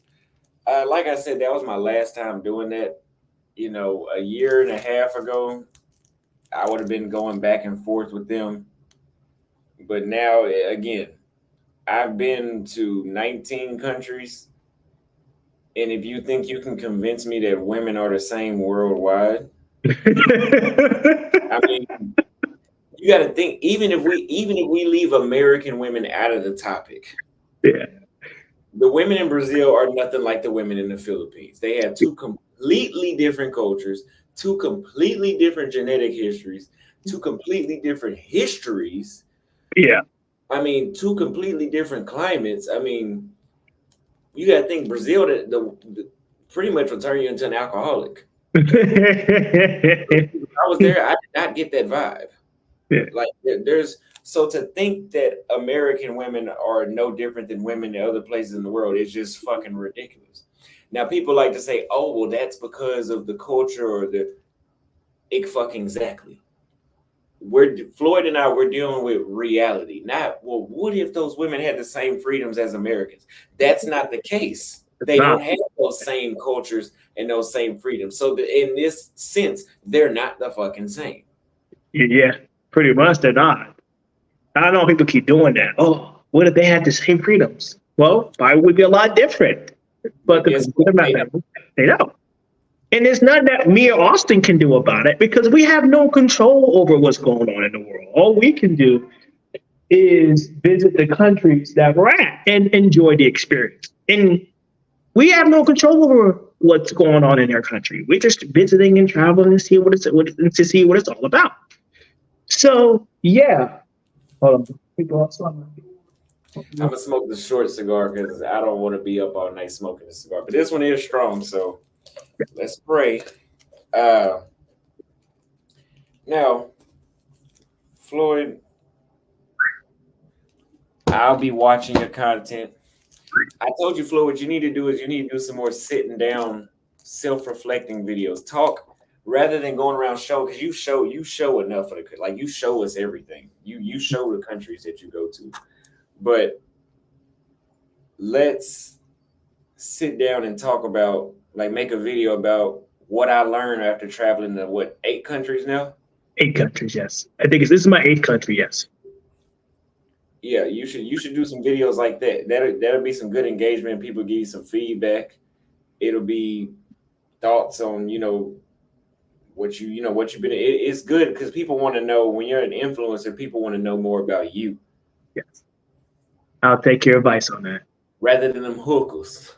That, I mean, I don't know who's dealing with hookers, but it ain't me. So it's not Floyd, y'all. Okay. So they said Austin show him how to edit. Floyd, you have a laptop? Yeah, I edit on my phone. I know how to edit videos. I'm not good as Austin, but I do know how to edit videos. I'm just not as good as you. You put all the background music, you put all the extra effects. I just clip the video together, add my commentary, and upload it. Or if I don't need to upload it, I'll just upload it outright. So you're very good at editing. Thank you. But I'll tell you this: the sit-down videos, whenever you're ready to start doing those, AI edits my sit-down videos completely. When I sit down and talk, I record it, I put it in this app. The app cuts up every time I took a break and I didn't say anything, the silent moments, it cuts it. So the video will be 15 minutes. I put it in the app. It says, oh, we took out all these silent moments. Now the video is 13 minutes. Then I upload the video that I cut and I put to this website and I say, I want you to do this to my voice and I want you to make this level.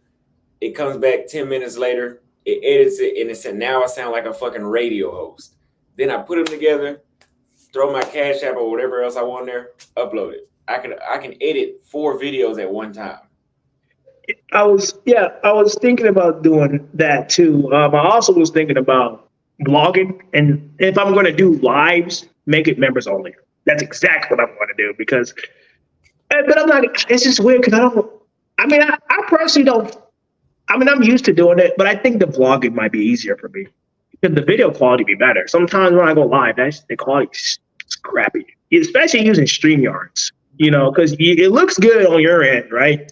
It looks like it's 720p, but on YouTube it's like 144p or 240p or 360p. You're not noticing that because you're looking at it from your perspective, you know, and looking at it from StreamYards and your YouTube Live, it looks like it's normal. But sometimes YouTube Live will actually match what viewers are seeing. So, and I didn't notice that in a lot of my live streams. If I had noticed that, I would have figured out what to do. But yeah, I'm gonna vlog, do sit down vlogs. I'm gonna try to change up the content, man. Because when I try to with my channel, I'm like,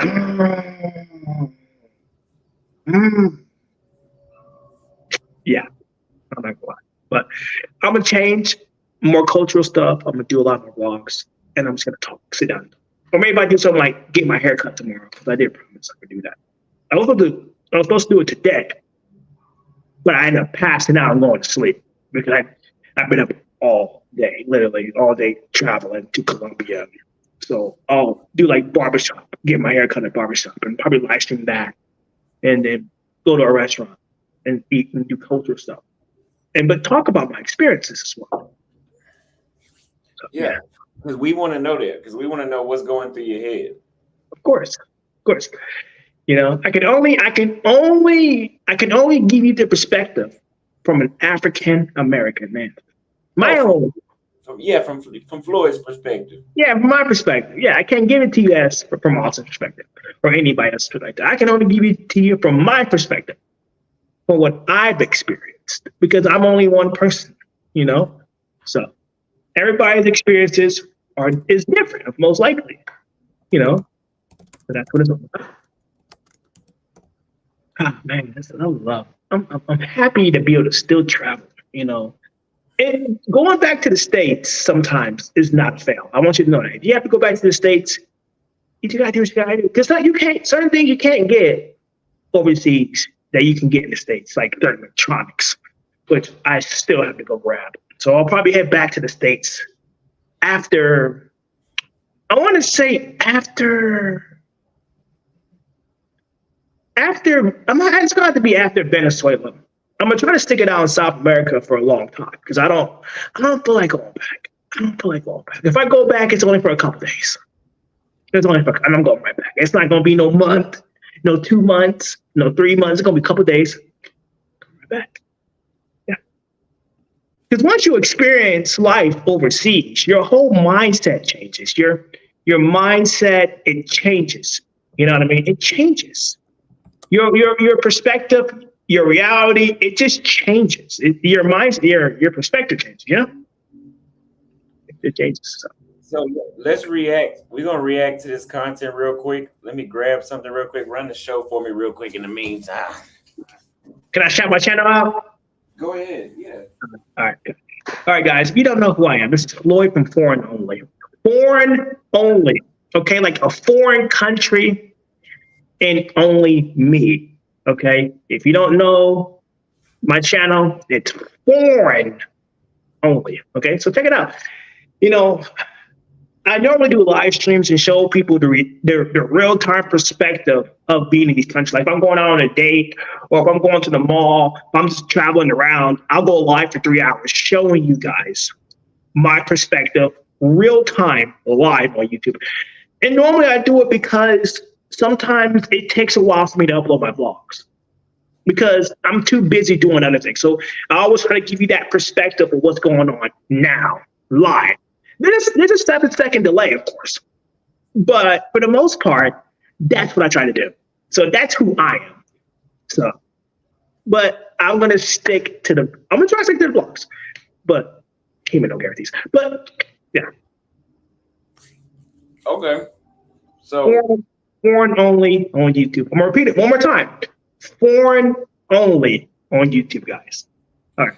Johnny Vegas dropped a $5 cash super chat. He says, "Austin, get some moderators. I know you don't care about these negative pieces of shit, but some of them need to be kicked out." Honestly, I don't really, mind a negative. I mean, it adds to the engagement. It keeps people in the comments chatting, but we do have moderators, and we have a good amount of moderators. Floyd is a moderator. Of Floyd course. is lying through his baby teeth. All he does on his channel is beg, burp, and ban. Instead of a passport, bro, he's a felony Floyd and beg, burp, and bro. Well, let me tell you something. When you travel overseas, it's not cheap. So there's nothing wrong with asking for help from time to time. So, but we appreciate the $5 super chat you sent.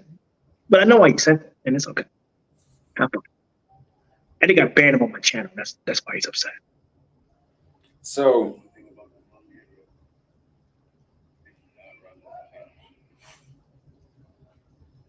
here's a video you need to watch, Floyd, I guess. The guy that we were reacting to earlier. Mhm. We're gonna hold on, shit. Hold on. Let me okay, hold on. The guy that we were reacting to earlier apparently is having had issues in Colombia. You know what I'm saying? And similar, Floyd, somebody told me you got stopped twice in the airport for recording. Oh, I got stopped twice in the airport for recording. No, I don't remember what airport was that. Was it the recent airport video? I don't know. Oh yeah, I remember. I think I remember. Yeah. I was in the airport, and I guess some people had gotten a fight. They had gotten a fight, and the security guards came, and they literally punched the man in the face, and I got it all on my video. That's the only thing I can think of. But besides that, yeah, the security guards wanted me to turn off the camera, and I wouldn't do it. I wouldn't do it. And the cops came in Chile, Santiago, Chile. Uh-huh. And they told them, leave me alone. When the cops said it's okay to film, the cops told me, they didn't told the security guard, it's okay to film. When the cops in the country says that, that's it. That's it. Like, who gonna ride the police in a foreign country? Not the security guard. And ever since then, they left me alone. I filmed in the airport for a longer period of time. And then I went to the right spot that I was supposed to be at, which was on the national side, because I had to travel to another city to get to Colombia. So I had to take the national airport instead of the international. So, yeah, man, the police didn't care. They didn't even bother me. And give them props. If you watch my live stream from early this morning, not the second one, the first one I did, when I said the flight was delayed.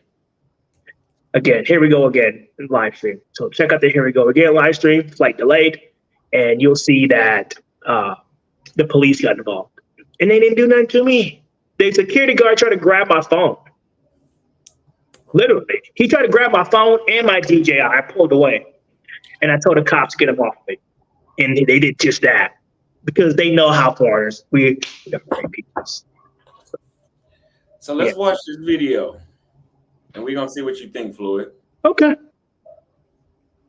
Actually, no. Let's watch O'Shea's video first. Because that guy is... His video is not really a sit down and talk. So we want to get straight to the point. Let's add O'Shea here. Okay. A lot of black men love exotic looking women, and they are everywhere outside the United States. But now we got to talk about price and proximity. We could say Brazil, but Brazil is a little too far and a lot of times a little too expensive. We can go to the Philippines, but that can be the same argument. It is quite far and sometimes quite costly. Africa, you brothers don't like the dark-skinned honeys like I do. So you stay over there and I'm going to stay over here. But Colombia, woo, oh my God, that's the place to be. It's cheaper than going to the DR. It has more infrastructure than the DR. And man, it has a lot of amenities similar to the United States. And it's very favorable for American citizens.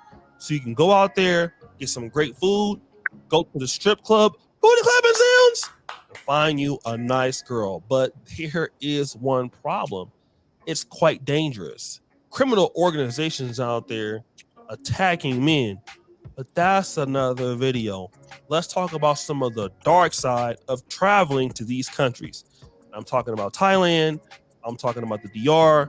I'm talking about Colombia. All three of those places are known for the pay for play. Now, trekking is interesting. Y'all know I used to be a trek. I just stopped like 5 minutes ago. But interesting thing, and it happens. Men got needs, and we want to get straight to the point. In Colombia, prostitution is legal in most parts, from what I understand, except for Cartagena. Now, let's stop the show.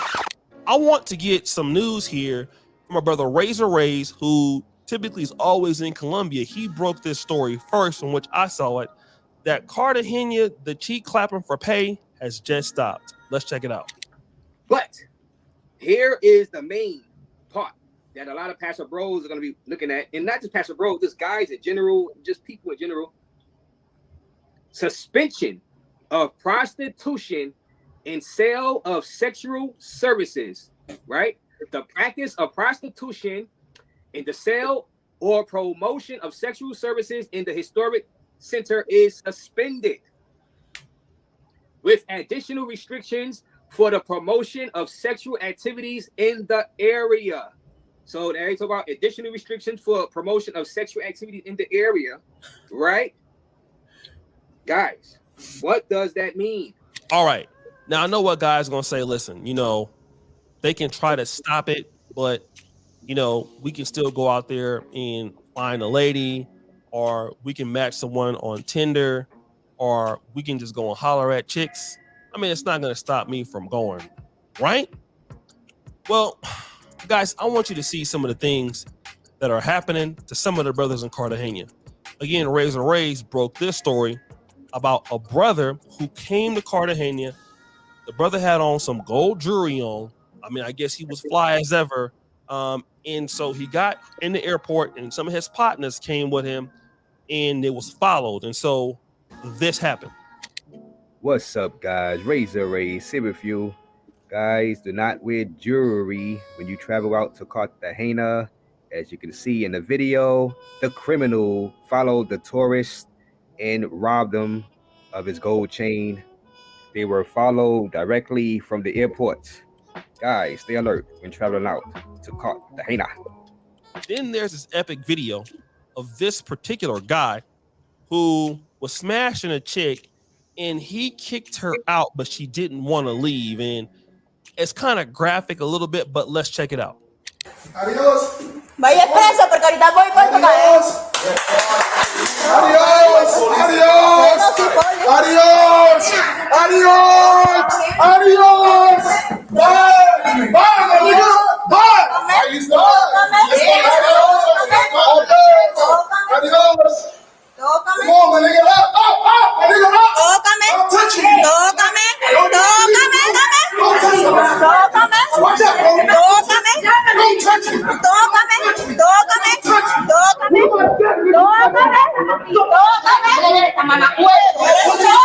Now, Floyd, That'll never be me. That'll never be me. For one, that'll never be me. Never.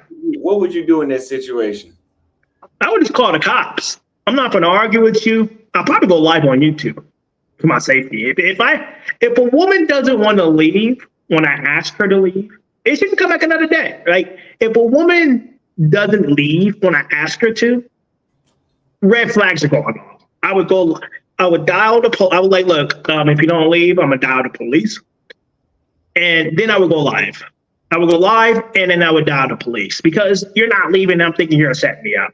Well, let me So, go ahead. I've heard from many people calling the police makes it worse. You know, I definitely believe that, especially in America. You know, you can call the cops in America. You tend to get a worse outcome. The police will get there, and when they find out you're a foreigner, from what I've heard, they'll extort you, or they're taking you to jail. Well, that's why you don't bring them back to your spot. You get a hotel. That's another option. You get a hotel. This is where I sleep, right? Ain't nobody coming here. Like, if I meet a lady and we go out, we vibe, I'm going to get a hotel. I'm going to get a hotel, and we can go there. It would be, and I meant this. I mean this. When I'm going to move so paranoid, it's time, dude, you're going to think I'm crazy. I'm going to get a cheap hotel. They got the hotels that you can bring for a couple hours. You can spend time with her at these hotels. And then she go home. She don't got no choice but to go home. She got no choice because I'm going to have to leave too. And you ain't coming back to my spot. Especially if I don't know you like that. So they said that you're going to go live and ask the subscribers to pay the women. Nah. There's no paper. I'm not wasting my money on pay for play. Okay, I'm not wasting my money. I'm just not wasting my money. Okay, you already know I'm broke. I'm very broke, so I'm not wasting my money on that. So if it ain't free, it ain't right. Yeah, if you do decide to do that, just go to the place, the establishments that are made for that. Yeah, they got brothels, but like I said, I'm not spending my money on that. I got two hands, so if I need to, let's. Listen, don't end up in a Mexican jail. Don't end up in a Mexican jail. It's not that important. It's not that important. Your life is worth more, bro. Don't do it. He said you don't want to end up in a Mexican jail. Yeah, you don't want to end up in a foreign jail. You don't want to end up in a foreign jail. Colombia. He's talking about Mexico. Yeah, that's horrible. That's how you know they was nervous. Yeah, they have to be. And then here's this story of a guy who got robbed literally in Cartagena by a scopolamine chick. Let's listen to what he got to say. Yo, I want y'all to know, and I'm keeping it a buck, I got drugged yesterday. And it's my fault because I met some chicks from Medellin off of Tinder. Yeah, you So fucked I up broke there. into my crib, and then I was trying to surprise my boy, and then eventually they drugged us. And guys, they took everything. They took my iPad, they took my MacBook, they took my iPhone 13 Pro, they took my Samsung S20, they took my drone, they pretty much took my credit cards. Like, I got pictures of them, and I'm gonna post it on my channel. Like, Cartagena is dangerous, guys. I've been here for 2 years, almost 2 years, and I've never been in no situation like this. But I want you guys to know, man. Like, I post this so y'all can understand this doesn't happen to you. I mean, it could get very dangerous here, guys. Don't trust people here. They will. So I'm actually kind of excited and glad that a lot of guys can't go to Cartagena and trick. Want to know why I'm glad? Well, because it's probably going to save your life, man. What's happening in Colombia right now is ridiculous and it's crazy. There are so much crime going on that the police seems like they don't have the resources to stop it. And we have too many guys who are not paying attention. You have to go down there and pay in order to get robbed. And I broke a story about, so many men who have went out there and lost everything. One dude, this guy right here, Caucasian guy from Europe, he went down there. They got him for like $15,000, all his Bitcoin. They unlocked his phone with the Face ID. Like, as soon as he passed out, they took the phone, put on his Face ID, took all of his stuff. The guy was just stranded, couldn't get his money back. He had to raise a GoFundMe to help him get home. That's how bad it is. So I believe that this is really important that men, if you can, I'll probably stay away from Colombia, man, because brothers is out there getting robbed and killed. One American got stabbed. If you can see the video here, that's the chick climbing down the window after killing a guy. And again, this is not to say all people in Cartagena or Colombia are like that or anything that's going on, but it's just too much stuff in the game. Guys, go someplace else. If you like, you can always come to Africa. Just don't come here because I ain't gonna kill you with you, right? But try someplace else. You know, try the DR. Sales from when they go to Brazil, it seems to be a little bit more safer. You know, there's a lot of different places, a lot of different brothers doing their thing. Thailand is safe. Europe is always going to be safe. Africa, depending on where you go, is going to be safe. I'll never hear about no brothers going to Africa getting hit with the scopolamine, you know, getting drugged. I've never heard about that before. So take it as you wish. But if you're not careful, remember, people look at you as an opportunity. I know you going out there thinking that, you know, you fly and he does got a point. You gotta be aware of your surroundings. Never bring a chick back to your house. I mean, unless you know. If you know them and you're cool with them, great. But for the most part, a lot of men that this happened to, and it's unfortunate that this occurred. This shouldn't happen to nobody. It's pathetic. It's disgusting. And I think if you're putting something in somebody's drink, that's attempted murder. And it should be no other crime. Because you don't know if that drug is going to kill that person. And you don't know what you're doing. You're not a doctor. There's no medical procedure going on to where you got to place something in somebody's drink. So I personally think that's attempted murder. That's just my opinion. But if I meet someone for the first time and I don't know them, or, you know, I don't know them, you know, and I'm getting to know them and they want to come back to my place, we got a hotel we can go to. We got a 3-hour hotel we can go to. We can spend time in that hotel. I don't know you well enough to take you back to my spot. Another thing is that Face ID. No, it's cool, but I have a pen on mine. I don't have a Face ID. Even a fingerprint. I got rid of the fingerprint. It's just the pen. So I don't do none of that. I just do the pen. That way you don't know how to get in my phone. And on top of it, I'm paranoid. So I got everything backed up on the cloud, right? So if someone takes my phone, I can access it remotely. So my friend, my buddy from in the States has access to my information. And if something ever happens to where my stuff is stolen, he can go on it remotely, track it, put a lock on it, and if he needs to, it's already connected to himself, but he could wipe it. But that's the last resort. So yeah, you gotta be prepared, bro. Unfortunately, this stuff happened to people in Colombia. It's sad, honestly, it's disgusting. And that's just my opinion. I'm sorry. I mean, what do you else want me to think about? It's disgusting. It's not right to steal people, man. It's not right. Especially I think most of us agree it's disgusting. Yeah, it is. You know, and I know people are probably saying something to me in the comments. I can't see your comments. I'm not reading your comments. I just want you guys to know that. There's like 12,000. There's like 1,200 comments being racked up, and I'm not watching them. So, you know, I'm not trying to be a dick. I'm just not listening. I'm not listening because I want to stay on point with this live stream. I'm very grateful and humbled to be a part of Often Hollywood's live stream. Very grateful and very humbled. So yeah, but yeah, man, you just gotta move extra paranoid. But then again, why would you want to be in a country that you have to move that way? That's another thing. But if you move reckless, you get reckless results. You know, that's just how I look at it. Even when I moved away, I moved in Brazil, I was nervous, but I knew it was safe to be there, or I wouldn't have done it. Here, I don't feel that. I don't feel that way. So you gotta move. You gotta move careful.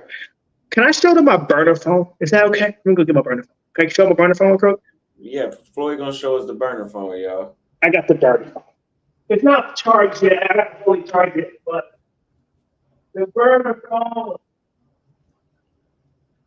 Find it right here. This is the burner phone. I got the burner phone for you guys. You guys can understand the situation, the gravity of the situation. Do you hear that whistle outside, or is that just? Do you hear that outside? The whistle? No. I just thank God the dog went away. Yeah, that too. So I got this burner phone right here. I don't know if you guys can see it. It's a burner phone. It's cheap. It's like $40. It's some stuff you buy at the prepaid store. But the quality of the video might not be as good, but it gets the job done.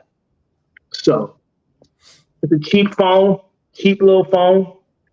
If it gets stolen, robbed, ain't nothing on it. But my WhatsApp, and really, there's nothing on it. I'll just have another WhatsApp number that I can contact the people that is most important to me, like Austin, or the group chat that I'm in, or Ethan, of course. So this phone will be my daily driver. And if I lose it or get stolen, I ain't gonna worry about it. Because guess what?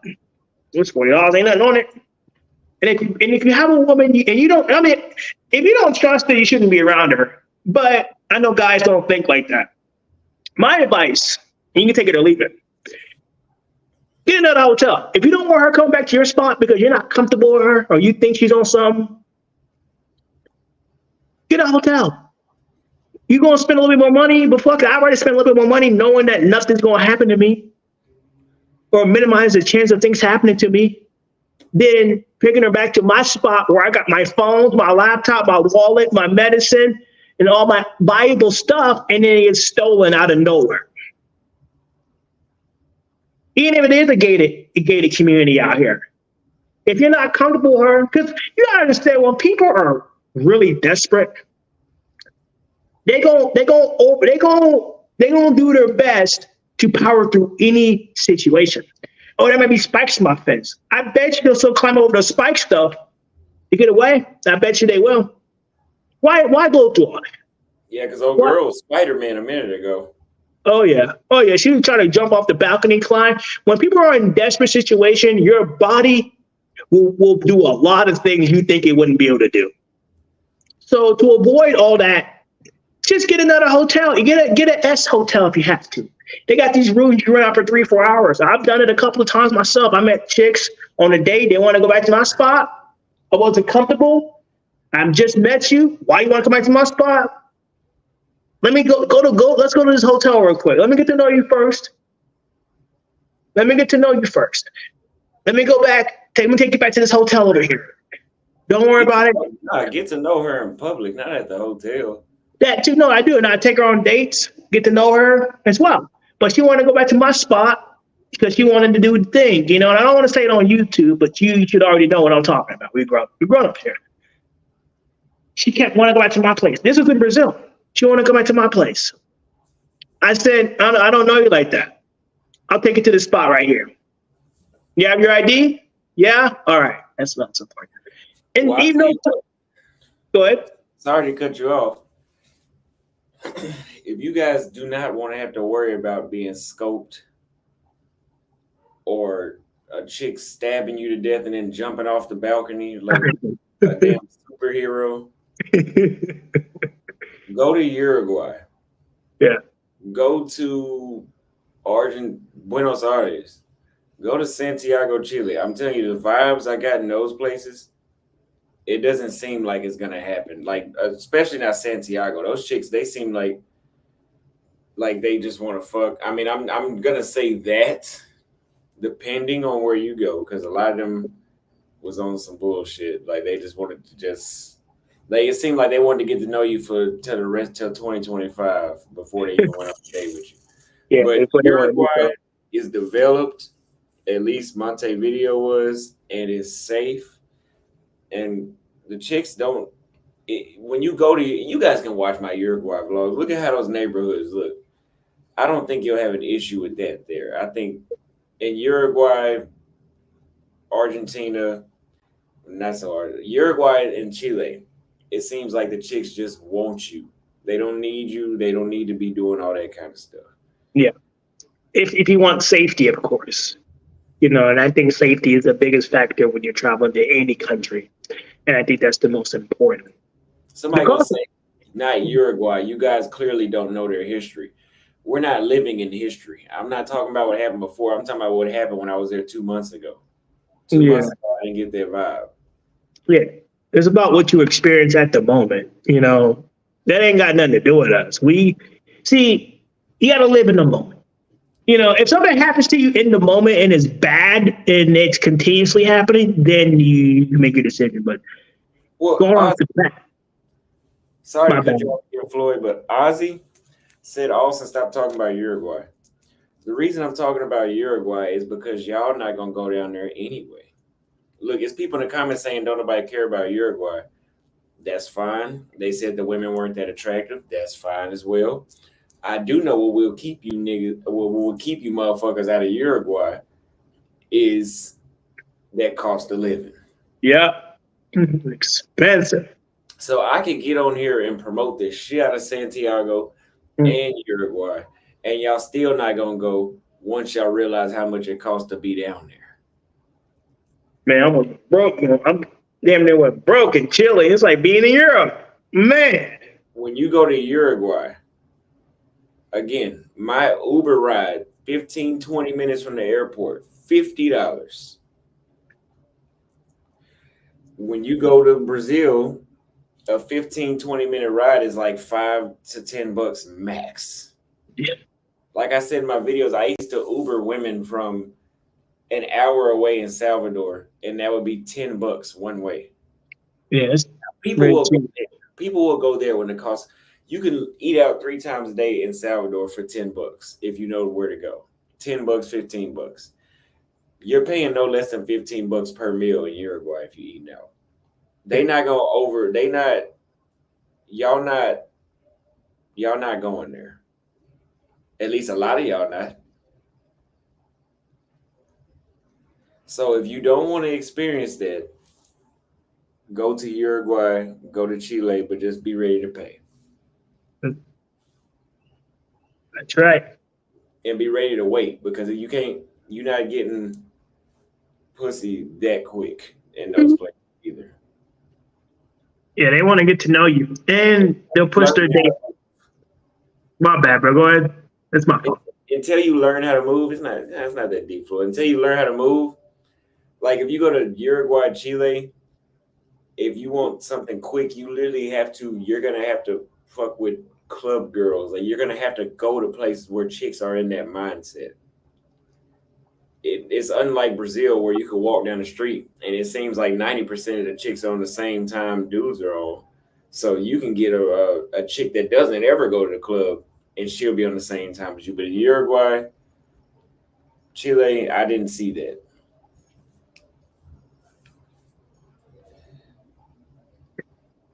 Yeah, in Santiago, they'll make you wait. I've had dates pushed out a week, and then they flake.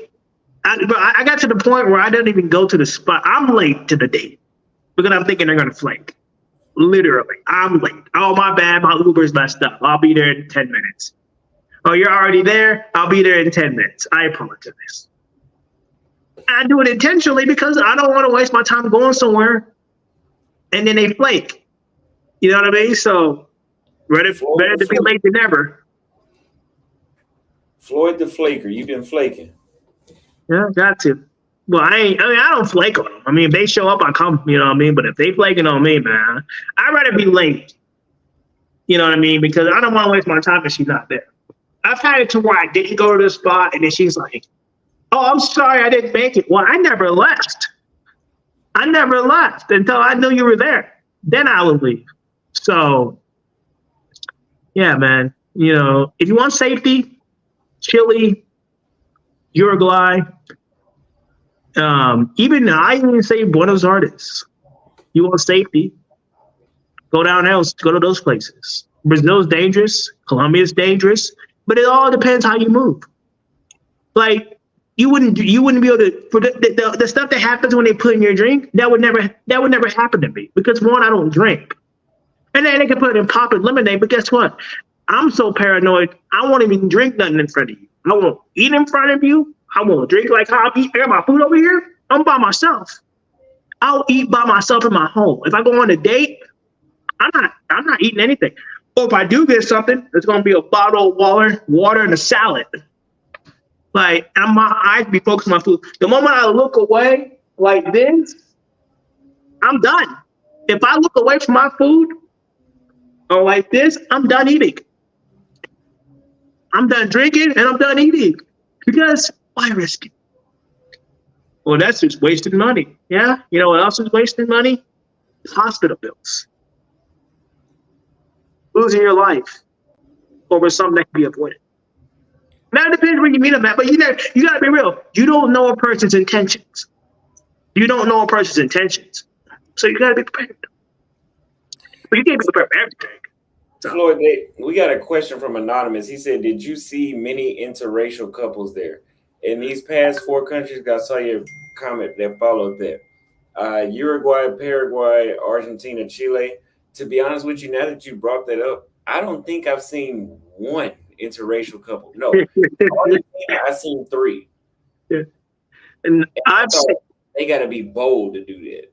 Yeah, I've seen some Black Venezuelans and some Chile couples, yes. But if you're talking about Africans, like dark Africans and Chiles, no, I haven't seen that. But so I'm gonna tell you guys something. I didn't miss that super chat. I'm gonna get back to that super chat here in a minute. The longer I stay in these 4 countries, they're not necessarily white, but they're more mestizo in these other 3 places, besides Argentina, because they're basically white. The other 3 places, it's the longer you stay here, yes, I wouldn't call it a fetish because they seem a little more genuine when they deal with you than the Asia and Europe. But there still is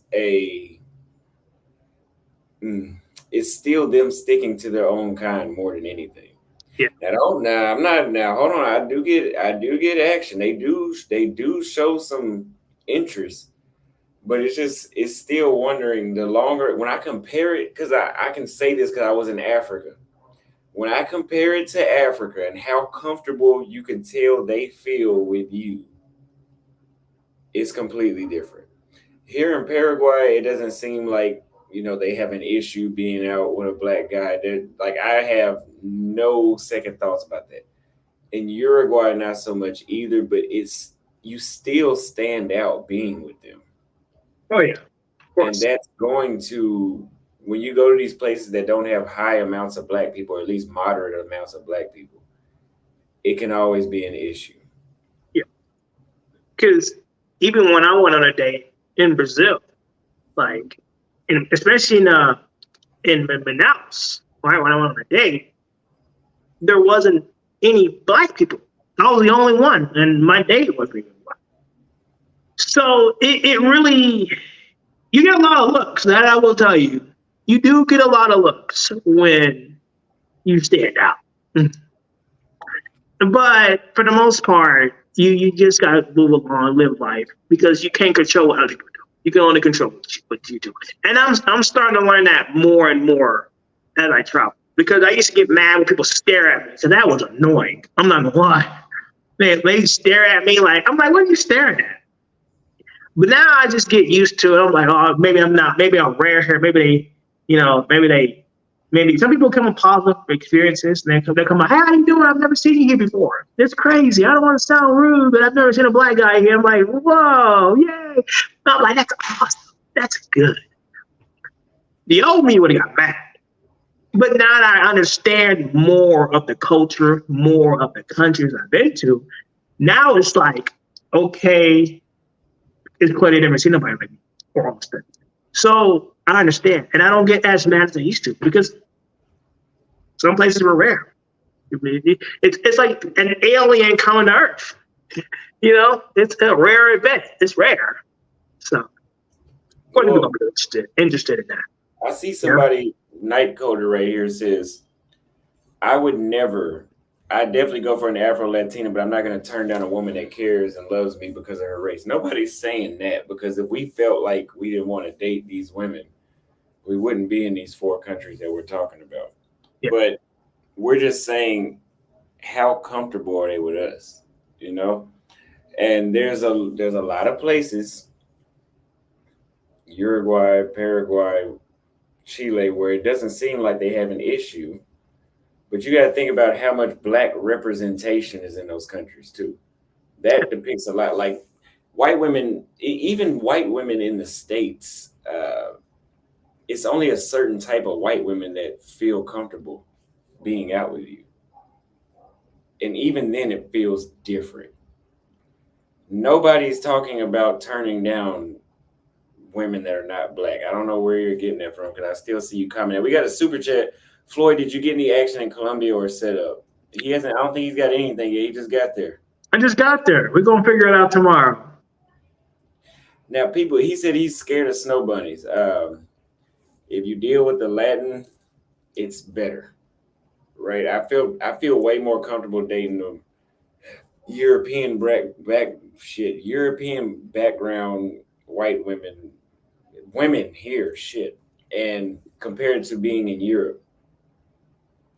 But American white women, as Black American men, we have a history with white women in America, and it's not that positive. Oh, of course. So that's a whole different topic. But yeah, okay. Coming to Latin America, that's not. I would say you can kind of forget about that. But I don't think you have to worry about being set up or he, raped me or he did this or I'm gonna lie. I don't really hear about that too often coming out of Latin America, especially when Black Americans come down here. Replace that R word with great, because that's a very sensitive word, unfortunately. It is. Yeah, it's very sensitive. But we the OGs of YouTube. You're right. We the only ones telling y'all the truth. That's true. That too. See, I'm your only friend. In Florida, you the only friend too? I'm their only friend. We're keeping it real. We're keeping it based on reality. We're not sugarcoating anything. We're not telling you to come to this a magical land and there's all sorts of unicorns. We're telling you what the reality is, and you can make your own decision on where you want to go. So, yeah. Now, he says lines are blurred more often than not in Latin America. I can believe that. Not so much in Brazil. But when you're coming to places like Uruguay, Paraguay, it is, or Chile, For example, there's a chick at my gym I've been trying to get at her for a while. Oh my God, she is one of the baddest chicks I've ever seen in my damn life. I tried to get her, and this is why having thick skin goes a long way. I had been seeing her and I just, approached her, asked her what her name was, told her this is when I first got here. And I told her, hey, I was new in town. I didn't ask her for a number. I was just like, I just want to get to know some people, and what's your Instagram? I want to follow you. She's like, yeah, I got an Instagram. So I'm like, okay, cool. I got this motherfucker. Putting her in the funnel. She about to be in the funnel. When, how the girl ran off from you, Floyd, in Argentina? Yeah. When I pulled my phone out, she said, I'm not putting your phone. She turned around and walked off. And there was no other way any third party could have seen that for anything than what it was. I just got rejected. In the most disrespectful way. It wasn't necessarily, I wouldn't say it was disrespectful. I guess you could say that. But it was embarrassing, right? But I have thick skin, so I just I literally said out loud ooh, boy, that was cold. I was like, okay, whatever. But I thought maybe it was because I had already talked to 10 chicks at the gym. I just didn't give a fuck. It was too many chicks at the gym. I'm talking to all of them. I couldn't pass them up. I had to, But yeah, being not I'm the type of guy if I get one, I kind of don't talk to them. And that's because, I really want to get to know that person. And that's the problem. When you're nice, they sense that. And unfortunately, it's not a good experience. So, but I think a lot of times, right, because like I said, how much Black representation is in these places? Not much, if any at all. So there is probably a subconscious stigma that you're probably not the high value, the high value person. man, like, because let's be honest, in Latin America, high value men are 99% of the time not going to be black. Yeah, they're going to be white And because the media portrays that. in places like Paraguay, the chicks want the dudes, just like anywhere in the world. The chicks want the dudes that have money, but if you have money, yeah, you can win. But again, there's a stigma behind that, and you won't automatically be perceived as that. So the chicks that do find interest in you is a small few. Yeah, there's a small few. That's right. But I still recommend these countries. Of course, man. You gotta travel outside the United States, man. I recommend you guys go to Uruguay and Chile, not Paraguay. Argentina, you can go, but you guys see, I'm doing more live. I'm doing fucking reaction videos now. Like, I was not doing that anywhere in the world except Vietnam, and like that. And there was a lot of stuff doing Vietnam, but there's nothing to do in the Sunshine. So if you come to Colombia or Brazil, you gotta be on your guard. So, but yeah, it's cheaper to be in Colombia. It's cheaper to be in Colombia and cheaper to be in Brazil, and but these are dangerous countries, though. So, Rockstar Joe said your numbers were highest in Asia. Sadly, fuck those numbers. I'm still getting what I want. Floyd likes the Filipinos. I'm not saying I don't like them, but I like what I like. So let them guys be, bro. Let them guys be, bro. I'm out. So like the dating in Uruguay and Paraguay, it's not favorable. But I keep coming back here again because this is a place I can focus. When I was in Chile, the dating wasn't favorable there either, but there was so much shit to do. I could not see myself sitting inside all day there. I couldn't get as much done. But here, pretty much every day I go to the gym, go get something to eat, get on the damn computer. I know a guy upstairs from Canada. He goes to the gym, goes to the coffee shop, works on his computer, comes back. He's texting me like, what are you doing today? There's like one street where you can hang out pretty much, where there's like clubs and bars here in Paraguay. And you can get tired of that real quick. So that's why I haven't really promoted Paraguay, because it's not that I know what you guys want, and Paraguay is not going to be that. But there's more stuff to do in Uruguay. There's a lot of stuff to do in Buenos Aires. There's a lot of stuff to do in Chile. He said, just say you can't pull a snow bunny. Come on, man. If you knew me personally, you wouldn't even be saying that shit. But well, my bad. My bad for cutting you off. I apologize. But I want to say this. You're not going to be liked in every country. There are going to be places where you're not liked. And that's just a reality. You gotta go where you're wanted, not tolerated. And that's what I'm doing. And I believe personally, I wouldn't be wanted in Paraguay. That's why I'm not going. Austin wanted me to go, but I declined because I don't want to waste my time in Paraguay. I don't think it's the country for me. So I wouldn't go to Paraguay because it's not for me. That's why I went to Colombia instead of Paraguay. So I personally wouldn't go, but that's just my opinion. Now, some people are saying, oh, Austin, you're not getting no action. I didn't say I was just dry, but it's like, it's minimal. It's not, it's nothing that like I'm going to get online and brag about. But Chile, we was getting some action out there. We was getting some numbers. Y'all saw us on video. But again, there's a reason why you dudes go to the same places. And I can understand that. But you need to consider Chile. Chile's where it's at.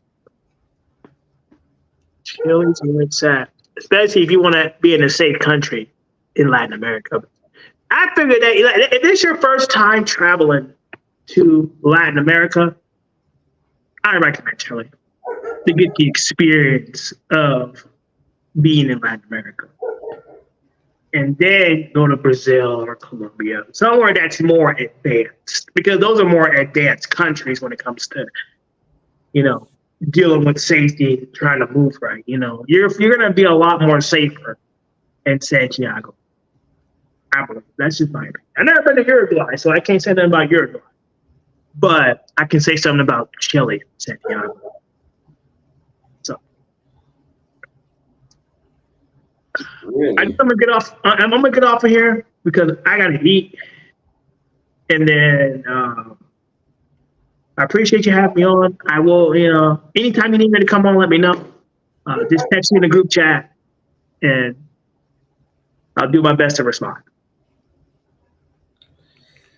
Floyd's flaking on us, y'all. That's what Floyd is about. He's flaking on the women in Chile. Now he's flaking on Austin Holloman in the chat. I'm not flaking. I can't even see the chat, so I can't flake on the chat if I can't see them. Think about that. No, but I do want to eat my food. I mean, I don't want to go cold. I don't think I want to see a mouthful of food. So,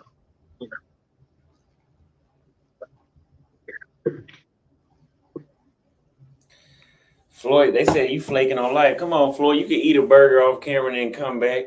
It's not going to be in your beard. I mean, I could do that. I can turn on the avatar. I'm almost done with the cigar. We're going to end the show. I can't smoke a third cigar. I've done it, but I'm not going to do it tonight. I mean, I'll stay on until you end it. We not going to hold you. Can eat. They said Floyd got to prepare for another fundraiser. They're right, but probably not tonight. I'm too tired. I just came on live to support my buddy because he's a good guy. I love traveling, dude. You love traveling. I do love traveling. Oh, it's hell. Oh, AC. I love traveling too. Yeah. One thing about Colombia I do want to say is it's very hot in Cali.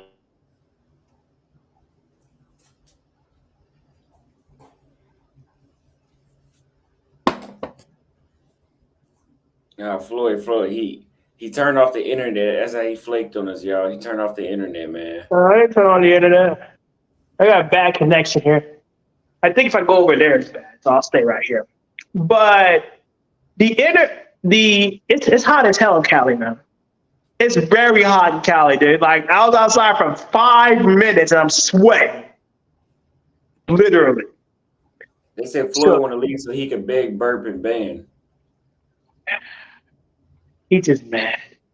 He's just mad because I banned him. Oh my God. See, Austin got thick skin. He's very stoic. Me, I'm not like that. I could try, but it's gonna take me time. But he's banned him. That's what he's mad about. But either way, we appreciate you donating the $2 super chat. We really appreciate it. Appreciate it. Do you want to see a little bit of Colombia outside, or do you want? Yeah, let me see Colombia. I ain't been to Cali. Yeah, I ain't gonna. Hold on. Oh crap! I'm not trying to leave. I need to switch my camera. Where's the settings at? All right. I'm gonna try to. I'm not gonna show too much because, I don't want to leave fully in my spot. So this is what. Don't close the door. So there's a little gated community, but I'm gonna try to get it over to. This is what Colombia looks like. So, this is what Colombia looks like. Can y'all see that in the chat, guys? Yeah, we can see it. Yeah, this is what Colombia looks like. My first night here. Tomorrow I'll be going out, but I'll show you a little bit what's going on. They They said got this whole Monique gate. over here walking down the street. You better catch her. No, not at night, bro. I gotta move differently. You see these spikes though on this gate? This shit, they got spikes. But like I said, people could be superheroes when they need to be. It's pretty nice. Oh, they'll be But- bleeding to get that cash. Oh yeah. So this thing, for you to get out, you have to have a card, or you have to type in the code. But the card, this thing right here. I don't know if I can see that. I'm trying to point it. Give me a minute. This thing here. This thing right here. It's a card. It's a code thing. It turns on. You have to log in, but I have a card. You just scan and that you can scan yourself out with that. So, of course, I'm not gonna, tell you the code because I don't want y'all knowing how to get in here. But guys, Columbia's where it's at. But I ain't gonna be at this Airbnb too much longer. I'm gonna move around a little bit. So, yeah, it's pretty nice. Pretty nice, decent area.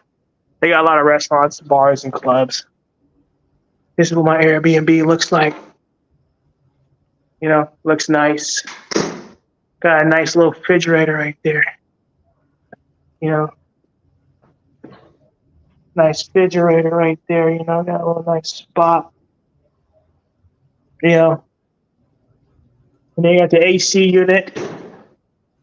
I can't show you the bed right now, but I got the AC unit, the TV, and then if you go over here, this is the bathroom. The bathroom, shower.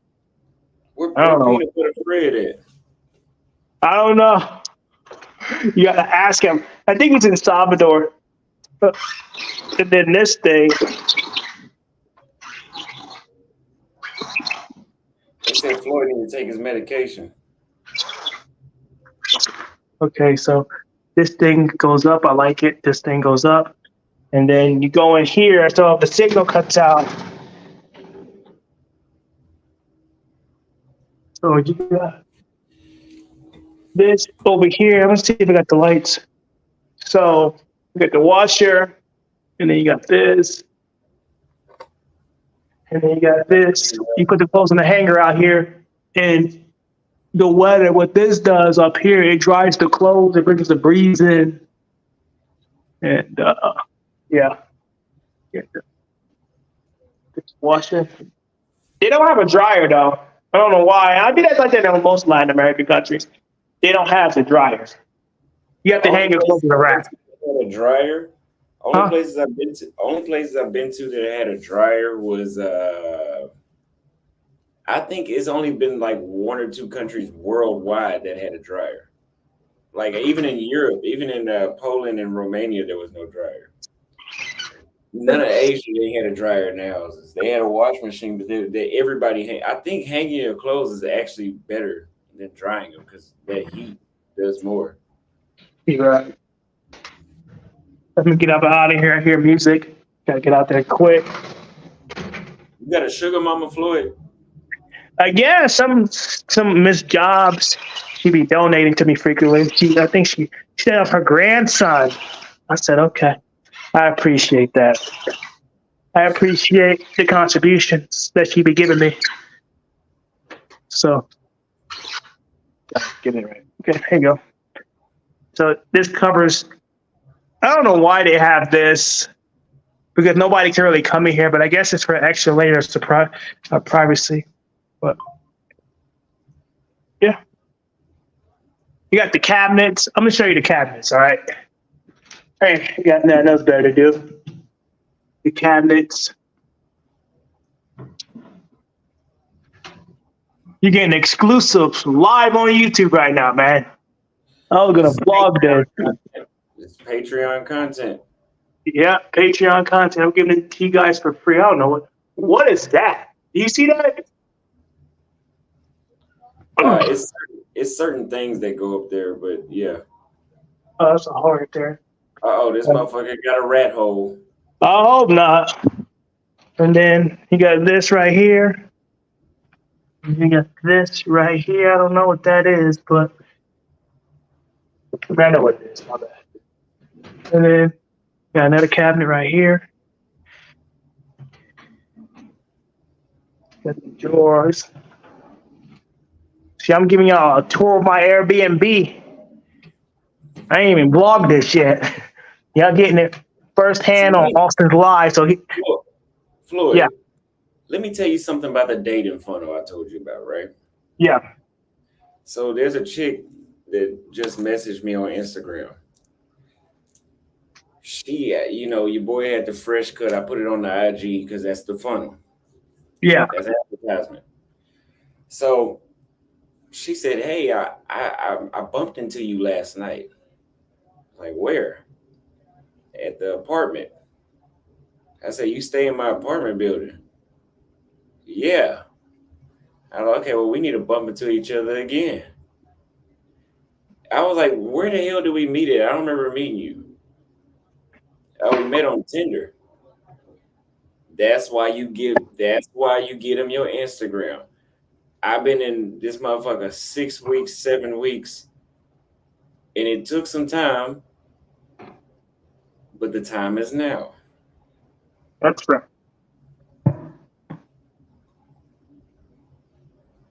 Look at y'all. Y'all getting exclusive lives, man. Look at the plates. Yeah, you're right. The Instagram works too, man. It makes them feel comfortable. Makes them feel real comfortable. So y'all getting exclusive lives in the Airbnb. Because I ain't even going to be doing this in my vlog. Look at the pots and pans and whatever this is. And then there's nothing in here. I just pray nothing comes out and jumps, Damn, Floyd, you showing us down to the detail. You showing us the cabinets.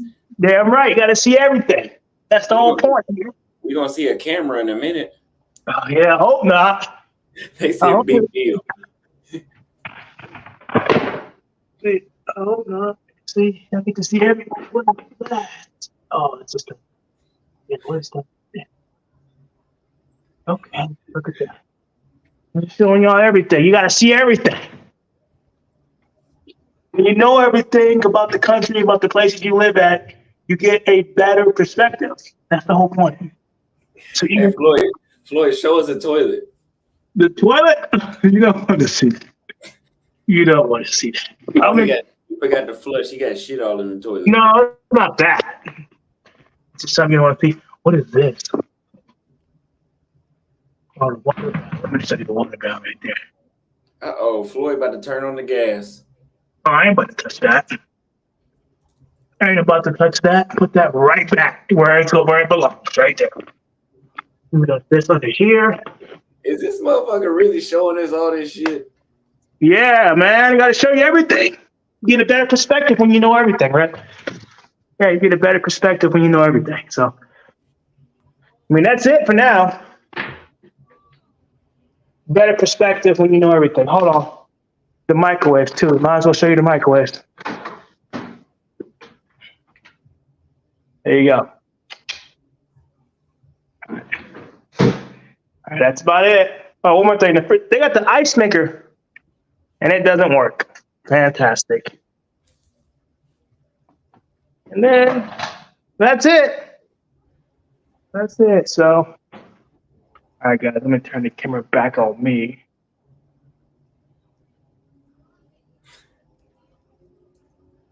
So, yeah, I show you everything. And you gotta show everything. You get a better perspective when you know every single detail about a country. Visually, of course. They make it look nice on Airbnb, but if you don't see the rats or the droppings or anything like that, then you don't get the full perspective. They said this is the stuff you put on. They said this is stuff you put on Patreon. Well, you got it free on Austin Thomas Panel. So there you go.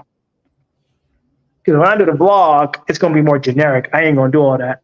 Well, except maybe the cabinets under there, but yeah, because that's the first thing I'm gonna do is show my Airbnb. I'm gonna clean it up, show it, and then do that. So Yeah. Well, I'm gonna subscribe to your Patreon so I can see more cabinets and shit. All right. Only $3 a month, guys. $3 a month. Foreign only on Patreon. And I'm on Kick too. I ain't posting nothing on Kick yet because we gotta get 75 subscribers. But I'm on Kick as well. Foreign only. Foreign only. Ain't that right, Austin Holliman? I guess. Whew, man, I really want to go eat, man. I really want to go relax. And I try to show you. Oh, one more thing. Here. You got the plants, the little plants they got here. It's not real, of course, but they got the little decorations. And I got my Tums over here, so little Tums. So become a vegetarian, guys. But yeah, man, it's very nice. Do I think it's worth $50 a night? No. No, clearly it's not. Oh, yeah, it's not worth it. Especially in area. But it's hard. Well, I hope you guys enjoy seeing Floyd's cabinets and his plants and the trap door outside and yeah. And I even got a fan over here. I got a fan. I don't know if you can see the fan. Let me see if I could put it towards the fan. Can you see the fan right there? It's hard to maneuver the camera, unfortunately. So yeah. See the fan and all that. So they said show us up underneath the table too. Fuck it. All right. I'll do one even better. I'll show you underneath the couch.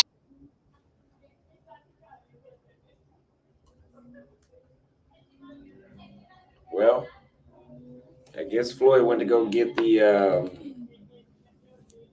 he went to go get whatever, he disconnected, he fell out the live stream.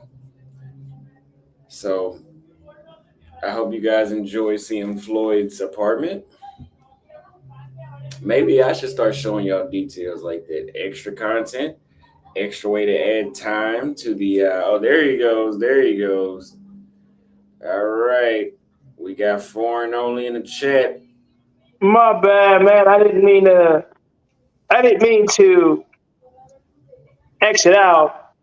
But even under the couch, man, you gotta get underneath there and just.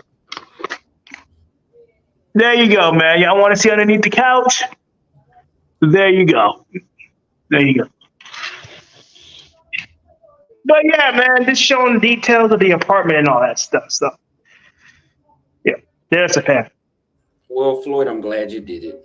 You too, man. I'm glad you did it too, man. I'm glad you did it. Let me switch it back to my face. So, yeah, man. It's not worth $50 a night, though. It's not worth it. Let us see the couch. You want to see the couch again? Oh, you want to see what the couch looks like? Okay, hold on. Let me see the couch. I already showed you underneath the couch. I'm going to show you the actual couch. Hold on, let me try that. It's not bad.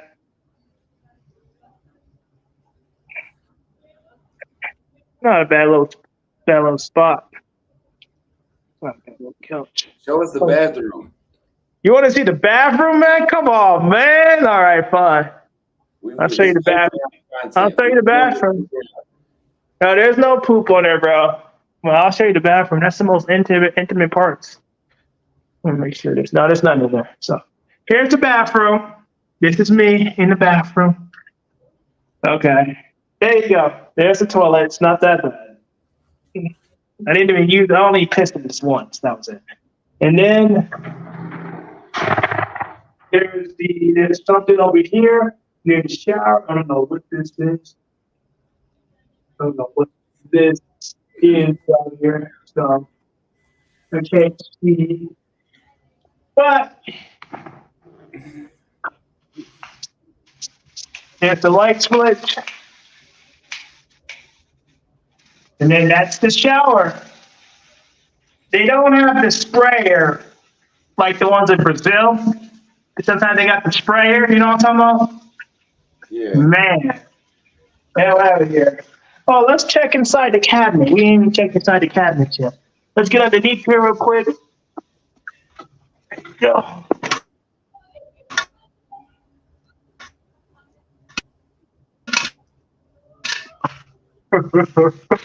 I'll put it back together. No problem. I don't know what that is, but then put it back together. But yeah, man, that's what it's all about, right there. That's what it's all about. Yeah, warm water. So yeah. All right, guys, I'm showing up my Airbnb. Oh yeah, they got this stuff too. I don't know what this is. They got soap and a toothbrush holder and a towel. And then if you want to flush the toilet, you press down.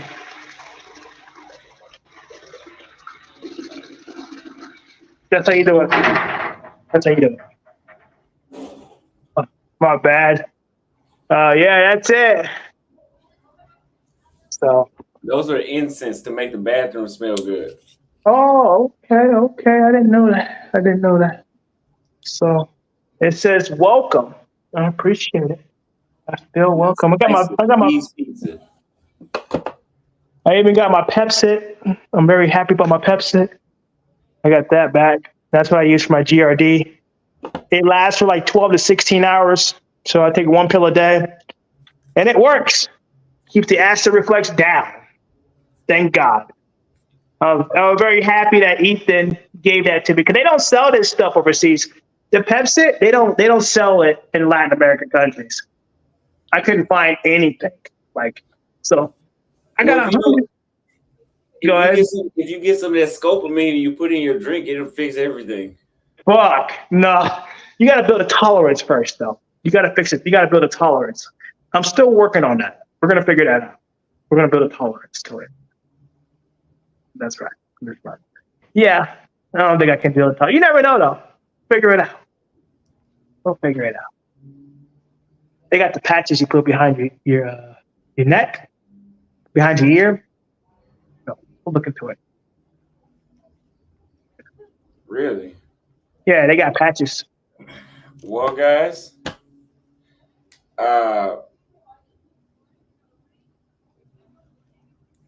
they said ban Austin. I was joking. Yeah. Now we're gonna end today's live stream because we have already almost at the 3 hour mark. Yeah, 3 hour mark. It's almost midnight. The cigar is done. Yeah, it's 9:52 p.m. here, so I still gotta edit some videos and get them uploaded. And then I may go live. I don't know. I'm not really feeling like I should go live. I feel tired. But either way, I went live. If I ever go live, this is my live stream right here with my buddy Austin. This is the live stream I did with my buddy Austin. Yeah. Put it on Patreon. Put it on Patreon. Yeah, so we go in the live stream. The cigar got me tired. Floyd is tired. He needed to finish his slice of pizza or whatever the shit was. Papa John's. Papa John's. They got Papa John's here. Yeah, in Colombia, Colombia, they got Papa John's. They got Domino's too. In Chile, they had Little Caesars. They did have Little Caesars. They had a lot of American stuff there. Yeah, they did. I was shocked to see Little Caesars in South America, especially this far south. Yeah, I was shocked too. Yeah. But I'm gonna shout out my channel. It's called Foreign Only, guys. Check it out. Foreign Only, like a foreign country and only me. I'll repeat that one time. Like a foreign country and like only me. Foreign Only. It's on YouTube, guys. Now. So we gonna. They asked what book am I working on? I'm working on the Chile memoir, and that one will be audio as well. And you guys will love to hear that because it'll basically be like a long YouTube video of me describing with my regular, enthusiasm behind the voice and all that. I'm gonna make it lit because I know a lot of y'all aren't gonna read the book. So, or a lot of people don't have the time to sit there and read. So I'm gonna make it where you guys can listen to it with an Audible. And yeah, we're working on a Chile memoir, and that'll be out soon. It's up for pre-order if you go to theaustinholloman.com. I mean, not the Austin Hall. You go to the Linktree link, and you can click and directly order your Chile memoir pre-order. That's right. All right. And sorry, buddy. Go ahead. They said, Austin, you write booklets, barely a book. I mean, what do you? I mean, I can write a 600-page dictionary if you want me to. After this is all over with, I can put them all together. You know what? If you don't like the book, don't read it. So, I mean, Floyd and I are going to end this live stream. We appreciate you guys coming through today. Floyd, I appreciate you showing us the toilet and underneath the cabinets and underneath the couch. I will consider doing that on one of my live streams. You might as well. But one more thing.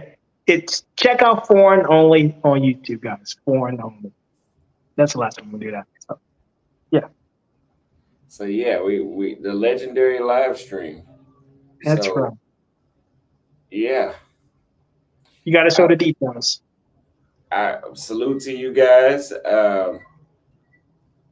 Be on the lookout for more reactions, more sit-down self-reflection videos. Hopefully Floyd starts doing those as well, so he doesn't have to keep live streaming everything. He can do some, people want to know premium content. That's right. I appreciate you guys. We'll be back. There will be a video up tomorrow. It's already made. I just need to upload it. And then, yeah, be on the lookout for my tour of the bathroom and everything else. Yeah. All right, guys, I'm out. This has been Foreign Only. I'm out. Peace. All right.